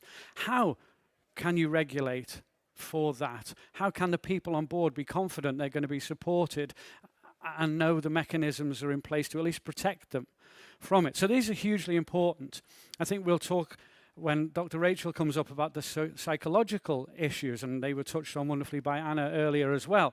But these are so important. So thinking about the families as well of seafarers, do seafarers feel confident that they're safe? Do they feel confident that their families know they're safe? And equally, the families themselves. There's so much to be considered. I was the child of a seafarer who was on the Persian Gulf during the Iran-Iraq war, seeing tankers ablaze on the TV and thinking, oh my God, what is happening? How is my father? So we have to think about how we consider people in this. Because if we don't, we're giving a false hope.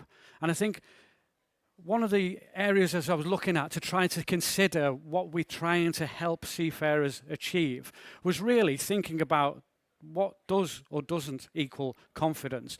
And I think there's a temptation to think that following rules, that training, that having everything in place is going to make us confident. And from a safety perspective, yes, probably, possibly, hopefully, maybe does. But from a security perspective, dealing with external threats, it doesn't. And if you think about that equation there, if you think again, another analogy, possibly a football one, you can do everything. You can have your manager with their wonderful UEFA Pro license and they know everything. You can have the team practicing, training, doing all these things, being as fit as they want. But when you put them against someone else, that is when the tests come. That's when the results are obvious or not. So you can have the confidence you want, but in security, these external threats, you're going to be tested. So it's all about self-acceptance, understanding where your vulnerabilities lie, being open and honest about them. And you don't have to confuse performance with confidence because someone is always trying to outdo you in an external threat perspective. Because ultimately a vessel can be fully compliant, it can look amazing and wonderful, be shiny, have whatever things on it you want, but actually it can be vulnerable too, depending on where it is.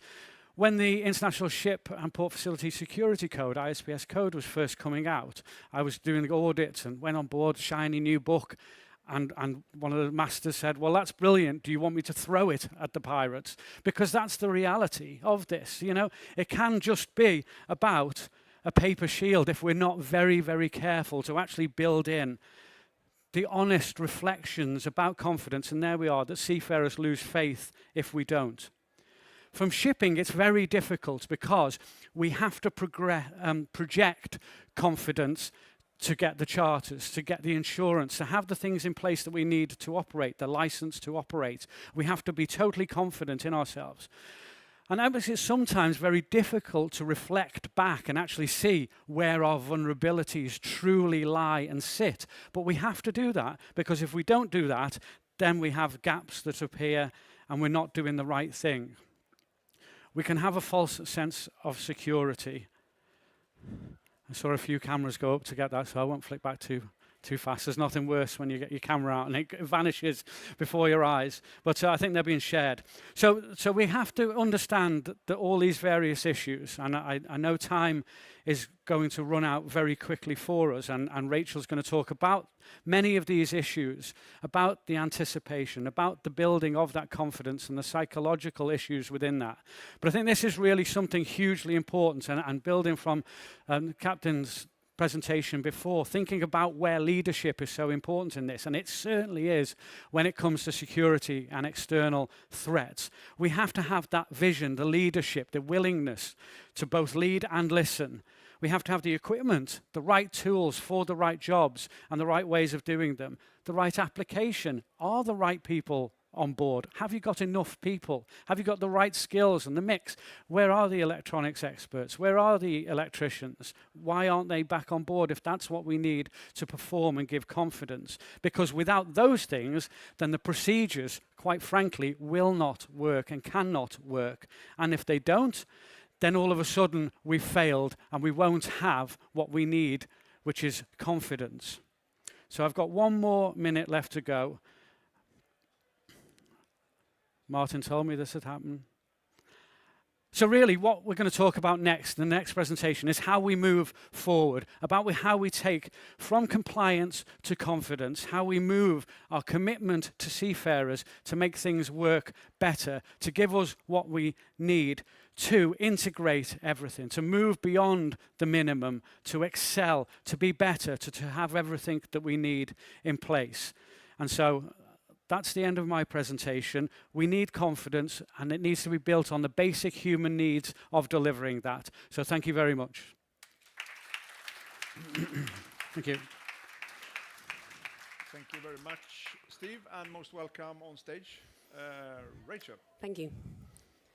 Thank you, Stephen, for that amazing presentation. It's been a pleasure to work together on these presentations. Thank you to Martin for the invite, for inviting us over from Liverpool, and to DSM as well for having us here. So, yes, I'm Dr. Rachel Glynn-Williams, consultant clinical psychologist. I have 2 maritime hats, Seaways Psychology Services and also Recall Recover Limited. Please do have a conversation with me, find me here or elsewhere on LinkedIn if you'd like to continue any discussions afterwards. And so Stephen was talking about the gap between intended security compliance for the industry and how that can lead to actual meaningful outcomes for people on board who are facing these issues. And I guess what I'd like to do is just run us through a few of the filters that we see as important that lead to those confident outcomes. Oh, sorry, there we go. It did come. So the first one, basic physiological and safety conditions. It's on every single happiness at sea index report. It's there. We need to have the basics in there: food, water, rest, sleep, hygiene, physical safety. It is a shame that this has to be on the diagram at all, but it's there because it's not always present in the ways that we'd need it to be. Everyday well-being. And again, what I'd like us to do during this presentation is just reflect on our own selves as humans. We're not talking about those people on ships or when you're on ships. This is the human stuff. And so it's important for all of us to be connecting every day with these 5 main areas. We need to connect. We need to have a purpose. We need to have a why. We need to stay active, engage, be present. So when we got these things in place, it makes a difference, and we can do the easier stuff as well as move on to some of the harder stuff as well. Resilience and mental health. So this is being able to reflect and own and manage the stuff that comes up inside of all of us when we're under stress of some sort, and being able to have the skills and awareness to be able to do that. Very important when on vessels and on shoreside as well. When these are in place, then we can bounce back from some of those more difficult times as well. I guess one of the things that has been rattling through this tent all morning has been the issue of relationships, and certainly this is something that myself and Stephen talked a lot about during our preparation for this. whether it's crew to crew, whether it's ship to shore, whether it's within the office itself, relationships matter, those social bonds, that trust, and again, psychological safety from Anna earlier on. It's ever so important, and it's the foundations of actually making sure that we get the outcomes that we want. So just like to introduce you to an anonymised case that I worked with a little while ago. I worked with a crew whose tanker was detained, 18 crew, Filipino and Turkish. They were boarded by the local port police and military. Unfortunately, they didn't behave very nobly. There was looting, equipment was destroyed, AAS was turned off, there was sort of double banking, so there was no chance of anybody leaving. There were mock executions, there was bullying and harassment, it was all there. It was lots of psychological violence. And then they disappeared after 2 months. So I was brought in at that point. The crew were, as you would imagine, anxious, distressed, lots of sleeplessness, particularly our chief officer, who's the safety officer, kept one eye open for the whole of the 2 months, and there was panic when people came alongside still. A lot of relief and pride when they, afterwards as well, there was some really positive vibes on board. But not for everyone. The captain was excluded from that pride in terms of how they'd all managed it. The captain was kept separate from the crew, and he was compliant with what the captors were wanting. The crew didn't appreciate that. They thought that maybe he ought to fight back and get a bit aggressive with them, and so he was kind of excommunicated almost. And so one of the first things I needed to do was to talk to the crew about what are the normal human reactions to stress and extreme stress and survival, and that can include, and is very sensibly includes that sort of fawn response, that kind of friend response, that compliance. And so we did a piece of work on being able to unite the crew, again, just in terms of everyone's input to that stability on board. I learned a lot about relationships on board from this incident, in that the power of relationships to keep everybody going. It was leaderships on board important. It was the second engineer who was able to communicate with the captors, and so it was he who was getting a lot of the kudos, and he was the adopted leader. But also, obviously, the position of the captain at the time. The company didn't act that well either, unfortunately. It felt as if I was perhaps a psychological shield for their crew, so that they saw the crew perhaps more as a legal and financial risk than a group of people to have a duty of care towards. So, yeah, there was lots for me to learn on this, but certainly relationships was key to all of that. In my support with the crew afterwards, we spoke a lot about normal human reactions to stress and survival situations. I'd just like to share with you that sort of was useful tool. Dan Siegel in 1999 talked about the window of tolerance. Anybody heard of that at all? Any possible? Anyway, essentially, when we're in the window of tolerance, we're calm enough to engage. We can do our stuff. We can listen. We can get on and do things. But if things happen around us, then it might be that if conditions change, or if conditions aren't perfect in the first place, we're more prone to go into fight. If we're very, very stressed, or go into flight withdrawal. Have people heard about fight and flight? Does that sound familiar? Yeah, a few nods around the room. And so this is influenced by current or past experiences. So we can see that on board a ship, if you're going through a particularly risk-exposed area, then this is going to be interesting to see that fluctuation. Just a little bit more detail about human reactions in anticipation, when it happens, as it's ongoing, and also when stress, when the situation's over with, if you like, the actual practical threat. Anticipation, this is an important one. So that going through those risk-exposed areas, there's still going to be that very, very cognitively, emotionally active period of time. That's when people worry. They think about the what ifs. How will my family cope if this happens? So it's almost as if the thing isn't happening. It may not happen at all. But if it is happening, if it does happen, this will happen. So it's almost like there's like internal terrorism. Our brains, our minds like us to prepare for things in such a way that it terrorizes us. We react with stress, and we do the sort of the potential captors' work for them, if you like. And this was certainly the situation with our chief officer. Immediately, we've got that, when it happens, we've got that fight or flight response, the freeze, the flop, the kind of just completely give in. There's no way I can do anything about this. The ongoing, we saw the fawn emerging with the captain there, so he was quite rightly choosing a way to come alongside the captors, not aggravate. That's the worst thing that you can do in many situations.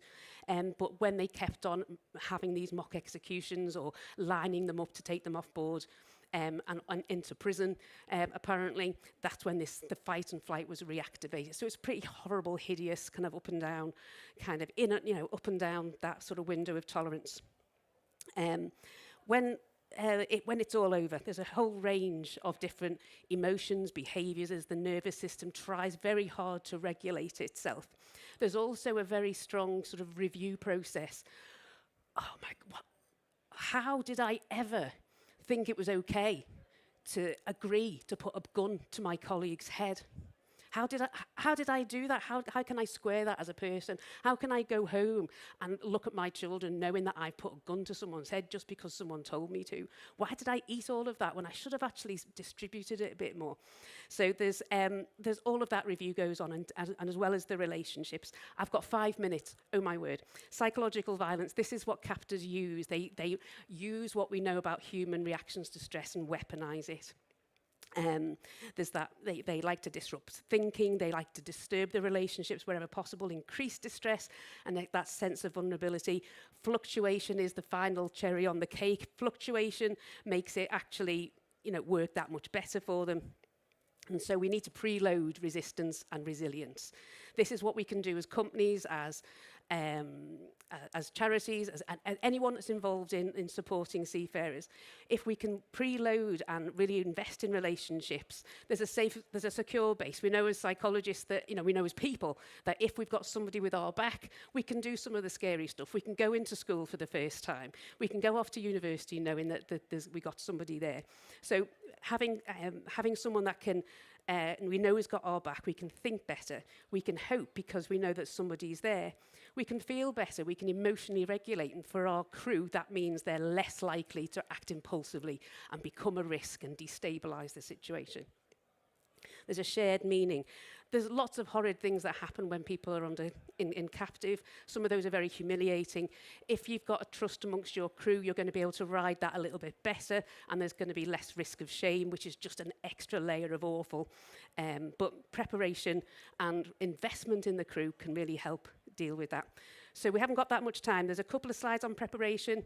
So provide actual safe manning rather than this kind of cursory back of a match cigarette paper, a cigarette package, kind of working things out. Man ships so that they're actually in. People are in a safe place to look after each other. Food connectivity. Please have a look at the review. Have a look at actual company values. How much our crew a real priority. And also prepare your staff as well in the office. Recruit for psychological safety, enshrine for freedom to speak up. Remove the toxic stuff. Remove the things that harm. So bullying, harassment, sexual assault and sexual harassment at sea. So preparation to general mental health, post-incident awareness. Have a look at those kind of peer support systems, the Professor Neil Greenberg's TRIM and Dr. Penny Blackburn's crew, critical incident crew support. That's a package that supports shoreside to do the right thing at the time when crew need it. ACT, I can't say too much about that, but in terms of those what-ifs, managing that internal storm, brilliant stuff. Please do come and speak to me about it later. Building family liaison, and training on what's in a pirate's toolbox. We need, if you can get crews get wise to it, then it's more of a kind of, I can see what you're doing there, I can see what you're doing there. It's not a complete detachment, but it just gives people, it caricatures a little bit more and protects a little bit. So yeah, be open about what the nature of the exposure is. Response, be present, have a presence, communicate as reliably as possible with the crew if you can, liaise with family. Immediately after, please instruct an external, trained, accredited post-incident team. Please do not send general counsellors in there. It's not within their training and it can do harm. Please don't rush to repatriate crews, because if we're going to capitalise on the power of the relationship within crew, that magical moment is just afterwards. Well, even if it's just for a few hours, just so they can all sit together in safety before they disappear off into their lives. Remember, adjustment is not linear, so just because it's over, it isn't over. So the magical stuff as companies as well is being able to show that you're still there. You don't just disappear in a puff of smoke because people have finished their trip. And obviously use the charities. 5 things to keep in mind, useful to keep in your back pocket. This is from KRTS International. So again, for anybody who is having conversations very soon after, those are good to keep in mind. There's some slides here about the impact, the clinical impact of piracy and war exposure. It can linger for some, not for everyone. And it can affect the workforce. So we need to be aware of that. Recovery is possible. So as a clinical psychologist, I've got a platform here. Please do not consider that if you end up with a mental health issue, or if anybody that is in your business does, it's very, very treatable. There's the standard maritime medical advice hasn't caught up yet with the modern research and practice in mental health. It is possible to move on from these things. Have a look at EMDR. That's another one of my sort of flagship messages, and it's possible there for post-traumatic growth as well. We can have people back on board, even if they have struggled a lot, with improved resilience and for themselves as well as the crew. Look after yourselves, look after, the fact that you're going to be taking this on board, you're going to be speaking to families, you're going to be looking at photographs, you're going to be looking at videos. It has an impact, so please do look after your people in the inshore side as well.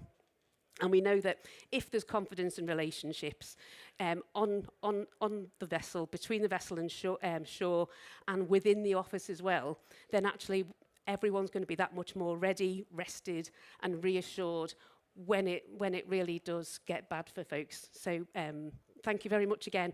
I hope I haven't overrun too hideously. Thank you for your time. Thank you for your invitation. Thank you very much. Sorry for the rush, but super. Erik, stage is yours. Thank you very much, Martin.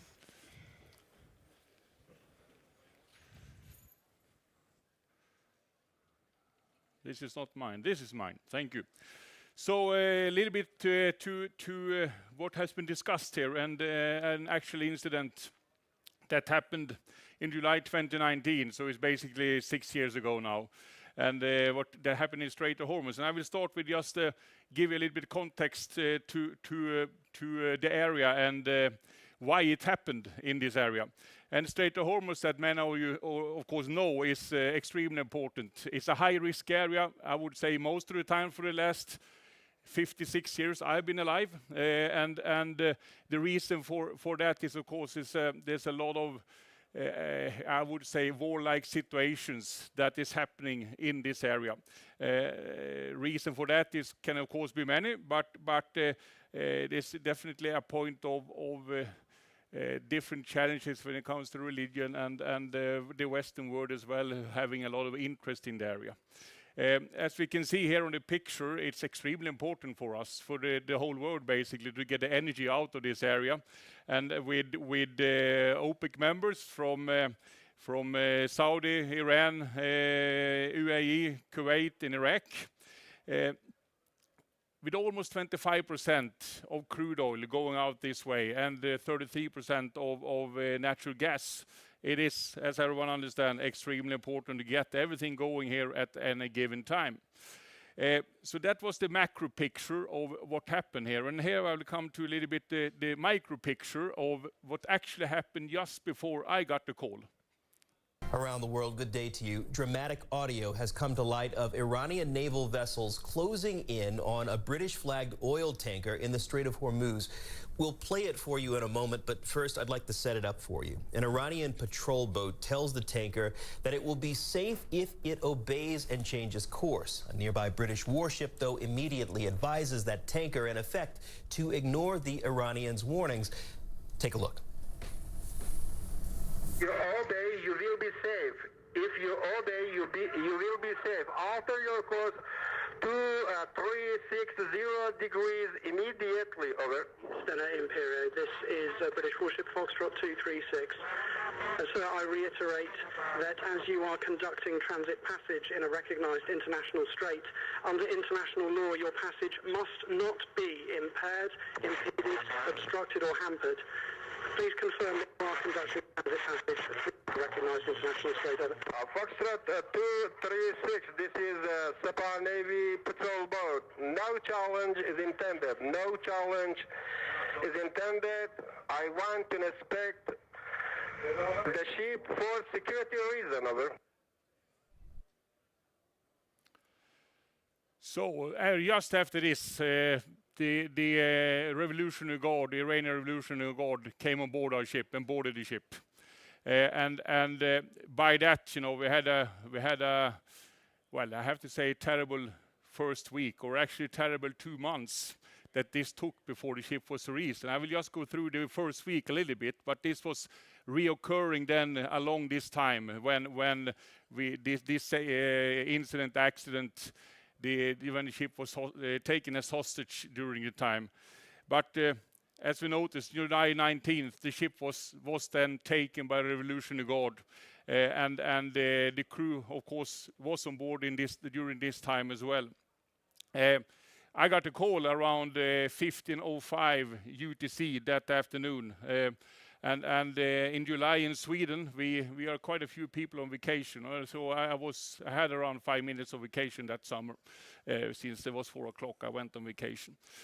But nevertheless, you know, the Iranian Revolutionary Guard turned off the AIS system, and then they brought the ship to Iranian national waters.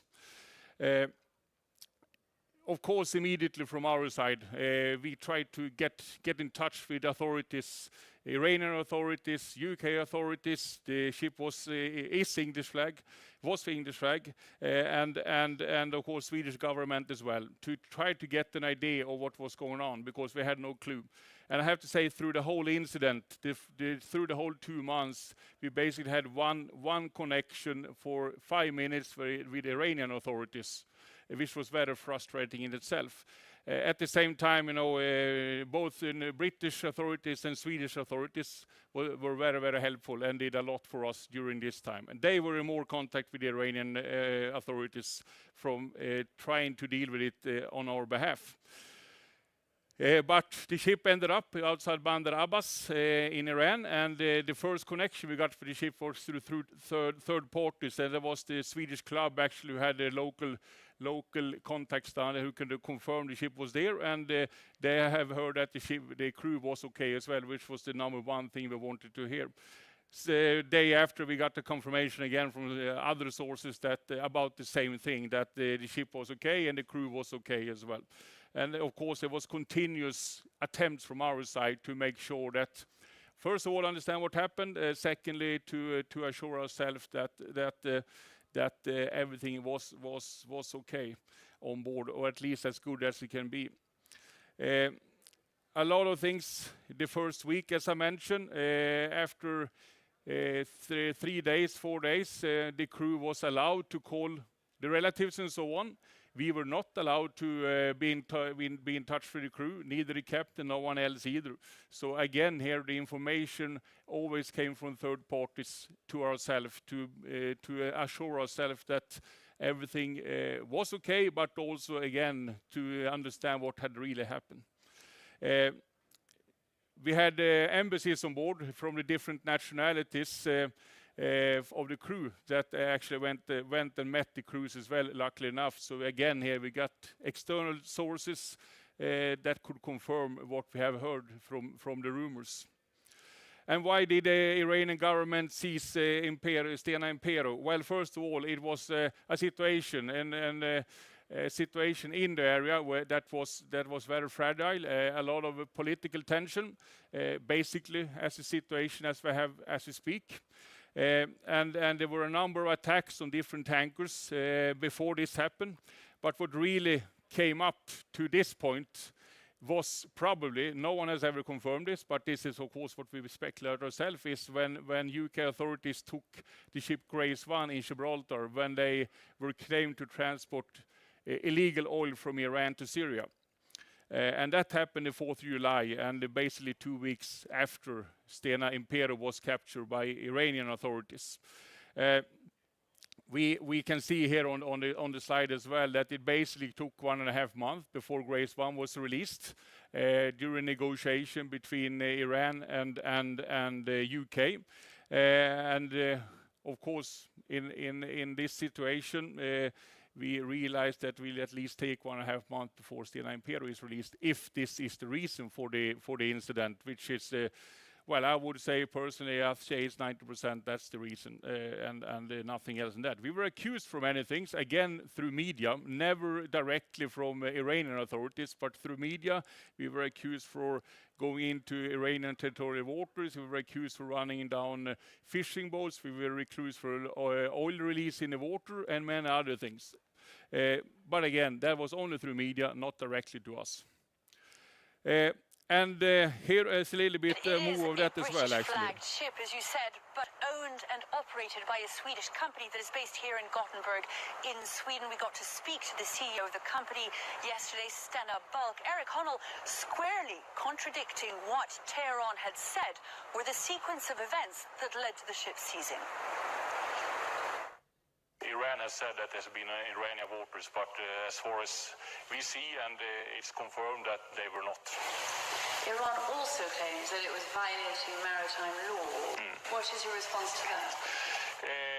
I mean, everything we see, and we see quite a lot from the ship, basically everything. There's nothing that shows us that we have been violating any kind of laws, and the international seaway laws or anything like that. I also asked him, David, what kind of communication he'd managed to establish with Iranian authorities, and the answer was very little. Repeatedly, the companies tried to reach out to Iranians to try and organize the rescue of the ship, or indeed to get access to its crew. All that Tehran has done, he said, was acknowledge receipt of the request, but hadn't formally answered it. So you see that in all those days, they really haven't managed to establish any channels of communication. Clearly, that is a priority for them, and they're continuing to try and do it through British and Swedish authorities.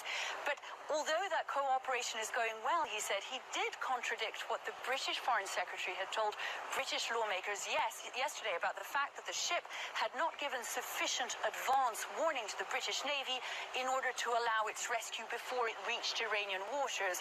Eric Honnell said that as far as he was aware, that had not been the case, and it would surprise him, he said, very much. He also warned of the longer-term dangers for trade, for the global economy, if this particular Strait of Hormuz is part of the world, this shipping lane that is so crucial to international commerce, comes to be seen as dangerous as it seems to be becoming. So during this time, from the 24th July then until the ship was released, basically, of course, there was a lot of meetings with different authorities. And as I mentioned before, we had one direct connection with the Iranian authorities, and that was the foreign minister in Iran that actually came to Stockholm for basically meeting us to discuss this whole situation. Interesting enough, he basically stated that if he would have known that this was a Swedish-owned ship, it had the UK flag, but Swedish-owned ship, that would never happen. But nevertheless, it happened, and of course, it was too late to change that. So how did we react then when we got the call? First of all, I mean, there was no question about that this was the highest alert you can get, basically. And the ship has been captured under violence, and we had no control over the crew on board and the ship itself.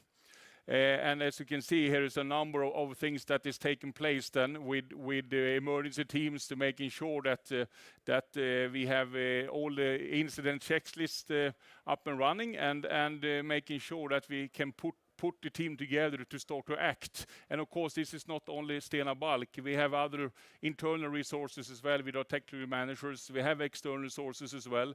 And to get that together, it's of course, it requires drills and a lot of exercises. And luckily enough, that is definitely something we always do and keep up to date. During the ship's capture, the number one thing for us was, of course, the crew here. And we, as I mentioned before, they had the opportunity to call home, but we had no opportunity whatsoever to contact the crew ourselves. But through connections with the families, which we basically call every day, we got the information that they got. So it should have been opposite way around, but that was the way it was through the whole time here. Of course, we could give them some information we had about the development of this situation. But again here, cooperation, collaboration between different parties is of course extremely important during something like this. Financial risk. Absolutely. I mean, we had a lot of help from the P&I clubs, and we also got confirmed very quickly that this was the war loss of hire insurance was valid, and again here we had a very good cooperation here with Swedish club at the time. Policies.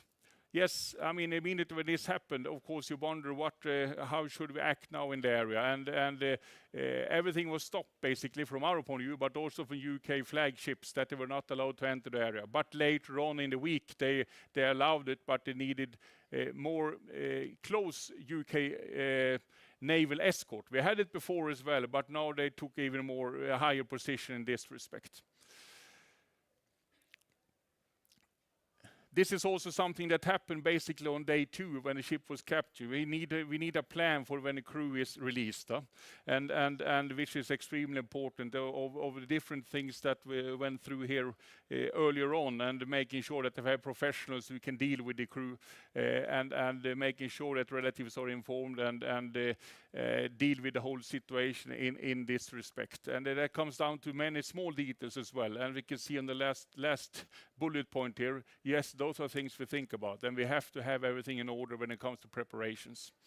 The vessel itself, of course, that's another story, but again here it's extremely important here to first get the ship released and then deal with the ship, because there's a lot of different things that have to go through before we can assure that the ship can operate in a safe manner again. Media, yes, you have seen a couple of movies here, and yeah, there was definitely a very hectic first week and last week, and there's something in between as well, and you know, with more than 50,000 social media posts and more or less same numbers of articles around the world, there was an extremely high attention to this, a lot higher than one can expect.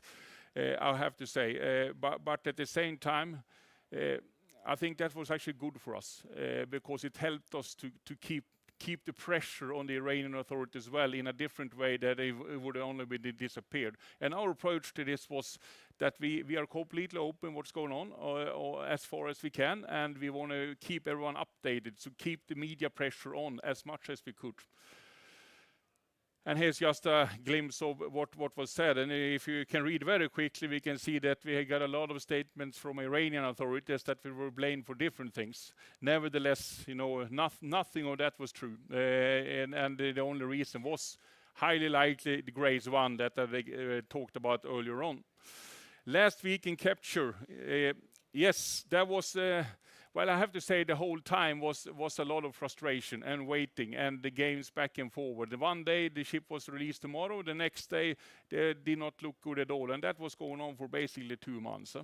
So I had, I think I was flying between Gothenburg and Dubai, where we had already planned the ship would be released 6-7 times during 1.5 months, because the ship would be released tomorrow, and usually it did not happen. But at last it actually happened then. And as you can see here, the time of sequence here, the last week, 22nd to 27th of September. we got a lot of calls back and forward, and even if it was approved by the government in Iran, they have another government that is controlled by the supreme leader, Revolutionary Guard, and they had not signed it off. But at the end of the day, they signed it off, and why we still don't know, in all honesty. But I think there was enough days. Considering Grace 1, so now there was time to let the ship go, and we had the UK had a payback on that matter. So lesson learned, yes, training, absolutely. It's extremely important to have a clear organization and procedures. Timing, need people who knows the importance of timing in the organization, and not only in Stena Bulk, but all other organizations around us that is then helping us out in this situation. And the last one, there's a lot of people out there who want to help out. And I have to say that those calls were quite frustrating, especially in the beginning, because they promised a lot. But when you start to dig into what they actually promised, there was basically nothing behind it. They just wanted to make some money. And at the end of the day, we dealt with it, I would say, to 99% ourselves, which we are very happy that we did. And here is just some final pictures then of the crew when it was released, and this was in Dubai, and of course it was an extremely happy moment, and definitely something I will never forget, and I'm sure that the crew will remember it for a long time as well. The happy part of this one is that all crew members are out sailing again, so no one got spoked away. One little story around that, there was one cadet who signed on 6 hours before this happened. And he was the first one out sailing again after he was released on this incident. So that was actually a very good story, I think. There we go. I think I end up there, and thank you very much. Thank you so much, Erik. Please stay with us. Let's see. Let's just change the slide here to this one.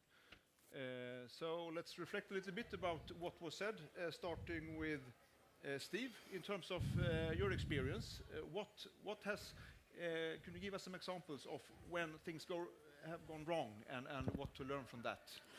Yeah, I think, as these type of incidents show us, and hopefully gathering from the conversations we had and presentations, it's about almost this kind of, wisdom versus experience. Experience shows us that things will go wrong. The external threats are there, and that, something bad can happen.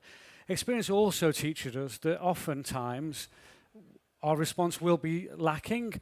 So it's wisdom to anticipate that. And I think anticipation is ultimately the key to this. There are things that it's very difficult to anticipate, that type of incident with the Impero, for instance. But equally, we just need to be able to learn, to grow, to look back, to reflect. And if we anticipate correctly, then that gives us a chance to make sure we do have the procedures, the people, the resources, all those things. And that leadership is so key to that. So it's a building block of responses, really. Erik, do you have some comment on that? We have some learnings, but what would you do differently if it happened again, a similar incident? Yeah, no, I mean, it turned out in a rather positive way after all, I have to say. And I mean, the different things we can always reflect upon. And I think the lesson learned picture that I showed earlier on was very important. And what we did at the time, we had procedures for certain things. We did not have procedures for basically everyone being out of office and Swedish vacation time, if I may say. And by that, of course, you realize that you need definitely security during all circumstances. And I think that has changed. And I'm not saying that it worked out anyway, but we did not have a checklist for it. So it's again important to be ready for anything, and that's I would say that is shipping. There, turning to you, Rachel, what would be, could you give us some examples on some low-hanging fruits on a psychological side where we can have a basic readiness for events like this? And I think in terms of basic readiness, it's those basic conditions on board. We think they ought to be in place. They're not always in place. So it's those physiological conditions. It's that connectivity and mental health, and just being a human awareness and having those basic resilience skills. I guess it just anything that can help just keep wide that window of tolerance. So if we're feeling under stress, under any circumstances, as we were saying earlier on, if you're feeling fatigued, if you're feeling overwhelmed, all of our windows sort of narrow and we can't cope with much that goes on. We're asking people under these circumstances to cope with a lot of stuff. And so anything that we can do that just keeps that window open, providing those basic conditions for a start off is a very helpful thing. We're talking about human factors, but we're also talking about factors that make us human. And we can all relate to that ship and shore. So yeah, I think that's what I'd say is get those basics in place. Okay, basic preparedness is one thing, but what to do, turning to you again, Steve, if a ship is entering a high-risk area, what additional precautions do you advise? I mean, the issues start far in advance of going into a bad place where you might anticipate bad things happening. So it's all about that intel. It's about getting the intelligence you need, the data. Always learn from the misfortunes of others, I think, is a really important part of that as well. Look into what has gone on, what might go on, and I guess, we're starting to see such more of a geopolitical angle to this. So the likes of understanding where a flag might have been involved in another incident somewhere and then potential knock-on effects of that. So it's really, again, going back to that anticipation word as being absolutely key to that, but based on knowledge, experience, skilled people who know things, who care about things, and are able to, again, apply that leadership to ultimately give the confidence to allow a crew to go into places where, ordinarily we might not want to go. Thank you. So if you would dream about a perfect reaction, let's say, in a ship operator, in the headquarters, what would you say should happen once there is a call at 3:05? I mean, I think we heard from Eric Hornell there that there was a pretty excellent example of how to respond. And there's in terms of thinking about the planning, there's the preparation part, there's how to respond appropriate when and if the time comes, and then how to support people through a recovery, through the sort of reintegration, getting back to operational situations again.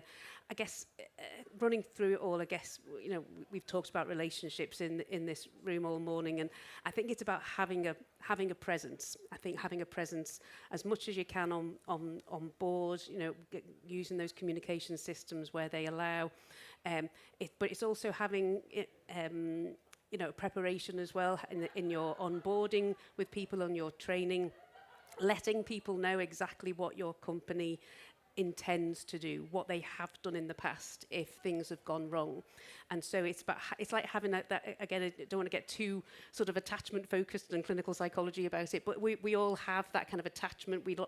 It's not there all the time, but if we know it works and we know it's accessible and we know that the intentions are good, we can do some of the scary stuff. So I think it's all in the preparation, letting your crews know what your intentions are and what your actions are. But again, you're not on board. It's difficult, as Eric was saying, to have any reliable presence on board when it does happen. So I guess just having things on board that just remind seafarers generally that their company cares, that it matters. Have something in your citadel, perhaps, that if the worst happens and people do need to hunker down, you've got all your essentials for survival in there. But there's also something in there that just honours the sort of social connections that work at these difficult times. Have some messages from your CEO, from your crew managers, and also just looking after your emergency team as well. You may have rehearsed and practiced for this, but everything's going to be bespoke. They're going to be, activating their own fight or flight mechanisms to some degree. So do look after the folks who are looking after your emergency. So I think there's lots of things, very active time obviously, but there's it's about honouring those relationships. It's that kind of, it's the what would I want to say? It's the ghost in the machine. It's the lubricant that actually makes all these intentions and security planning work well. How about taking care of the people? I think you touched upon that. I mean, once the situation is resolved, we have the people, the crew that is eager to kind of go home to their families. Yeah. How to handle that phase of an event? Yeah, absolutely. I mean, some of the situations I've been involved in, there's been some people there who are really, you know, on the gangway wanting to get home as soon as possible. There's others that haven't even told their family. They just said, oh yeah, there's a problem with the oil at the minute and we've got to wait for this car. So there's quite a variation in how people have been relating to their home. I think in the immediate aftermath, because of the power of relationship and the importance of it, I would always encourage wherever possible not to rush to repatriate everyone. They've been through extraordinarily tough times. There's been, you know, there may well have been forces on board that have really messed around and distorted their views of themselves, their views of each other, and some of that can be really managed and diffused and down-regulated in those magical hours just shortly after, you know, liberation happens. And so if we send people off you know, too soon, we lose that opportunity. People may well then go home with those distorted views that have been offered to them by this awful situation. But the reverse is true. There's so much that can be put in place to repair and restore if we just have that opportunity to keep people together that little bit longer, not for long, but yeah, absolutely, and keep supporting people beyond as well, and make sure that family feel supported as well. They don't know, how do I manage this person that's, you know, suddenly withdrawn or is suddenly agitated and angry. So again, it's just having the right support for families and having the right support for the emergency team as well, just to advise, because it's not an easy situation. Erik, do you have some reflections on this particular phase, the caring for the crew just after everything was resolved? How did you? No, I mean, of course, that was the priority number one for us, to make sure that the crew was taken care of in an appropriate way. And I mean, we had all the experts that we could get for that purpose, and I think an evidence of that. That it worked out quite well for us is that everyone was out sailing again quite recently after that. But you know, it's sometimes you I mean, you got the question of how prepared can you be? But I would say as soon as you sail in these high risk areas, I mean, that's preparedness.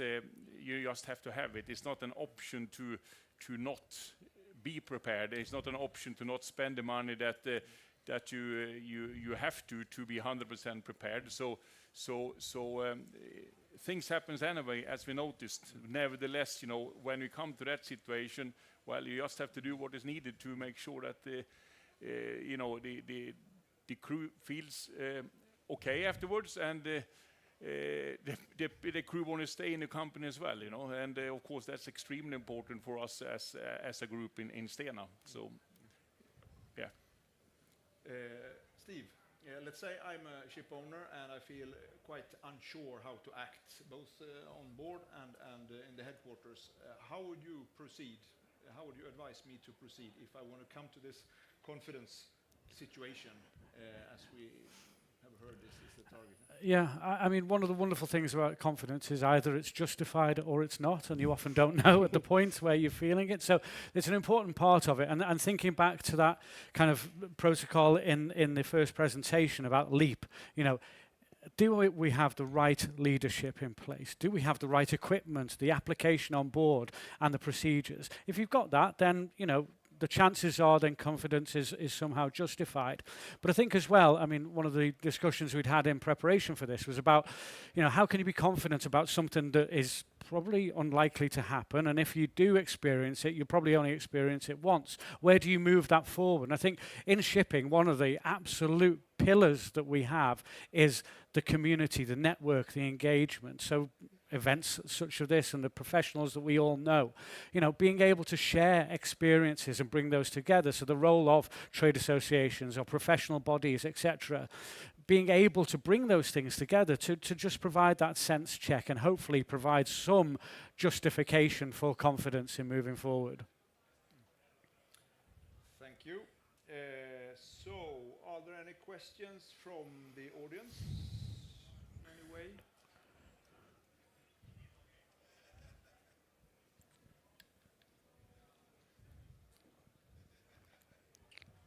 Thank you very much. Mark from Danish Institute of Fire and Security. A question in relation to the global part or the international part of the shipping industry. So it's probably mostly for you, Eric, or the geopolitical part of it. In the presence where we are now, where the globe is getting more and more compartmentalized, if you like, or split up, do you feel any effect on the international resilience cooperation in that regard?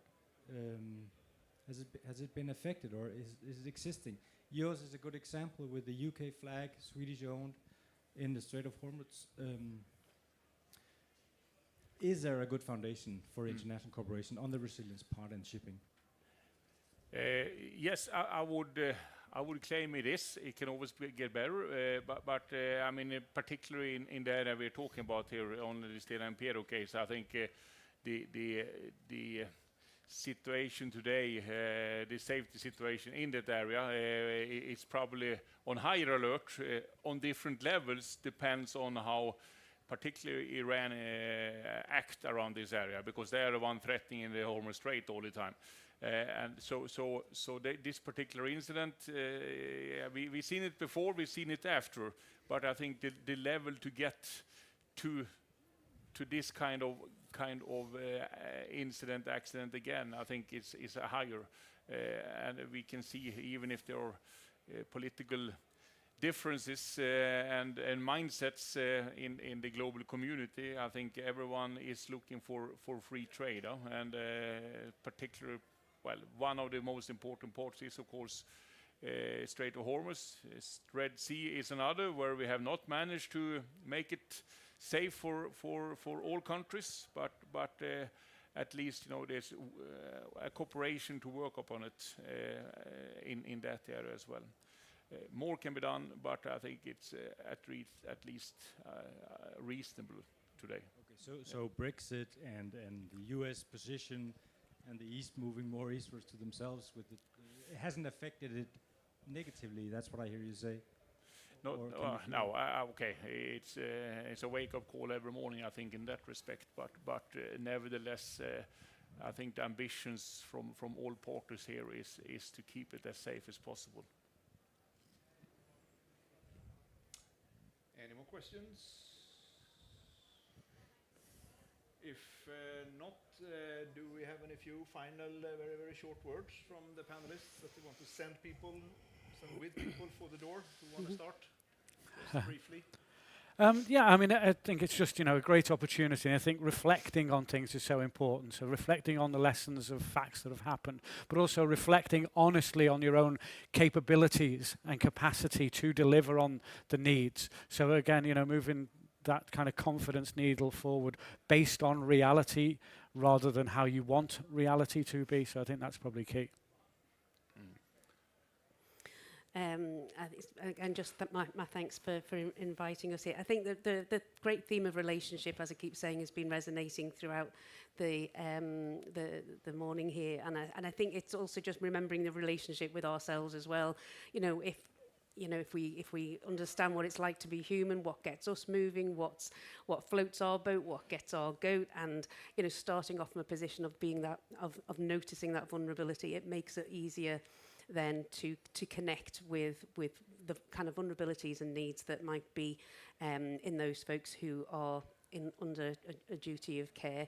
And so I think impressed with the Stena chief and captain earlier, talking about that reflection period. That willingness doesn't always happen because of the busyness of things, but it's that willingness to be present with one another, and it's that relationship, it's that presence, being present, which can make all the difference. Yes, no, I would say that what all comes down to is, of course, care of the people on board, and if you have care about the people on board, you get a performing crew as well. And I think that is extremely important to bring with us in any situation, but particularly in these kind of very high level insecurity positions that we are in shipping quite a few times actually, and so I mean the people on board has to feel as safe as it possibly can be. But shipping is, in certain areas, is high risk business, and of course the awareness there has to be very high as well from all parties. Thank you. And that marks the end of this seminar and this panel discussion. Join me in a big thank you to the panelists. Thank you. And this also marks the end of the Safety Meet seminar here in Hall F. We will continue the discussion in the far end of this area in the Hall G later on, where you will meet the speakers as well in about 45 minutes or an hour or so. So most welcome over there to continue the discussion, deepen it or widen it or whatever. Thank you so much Thank you. for listening in. Thank you very much.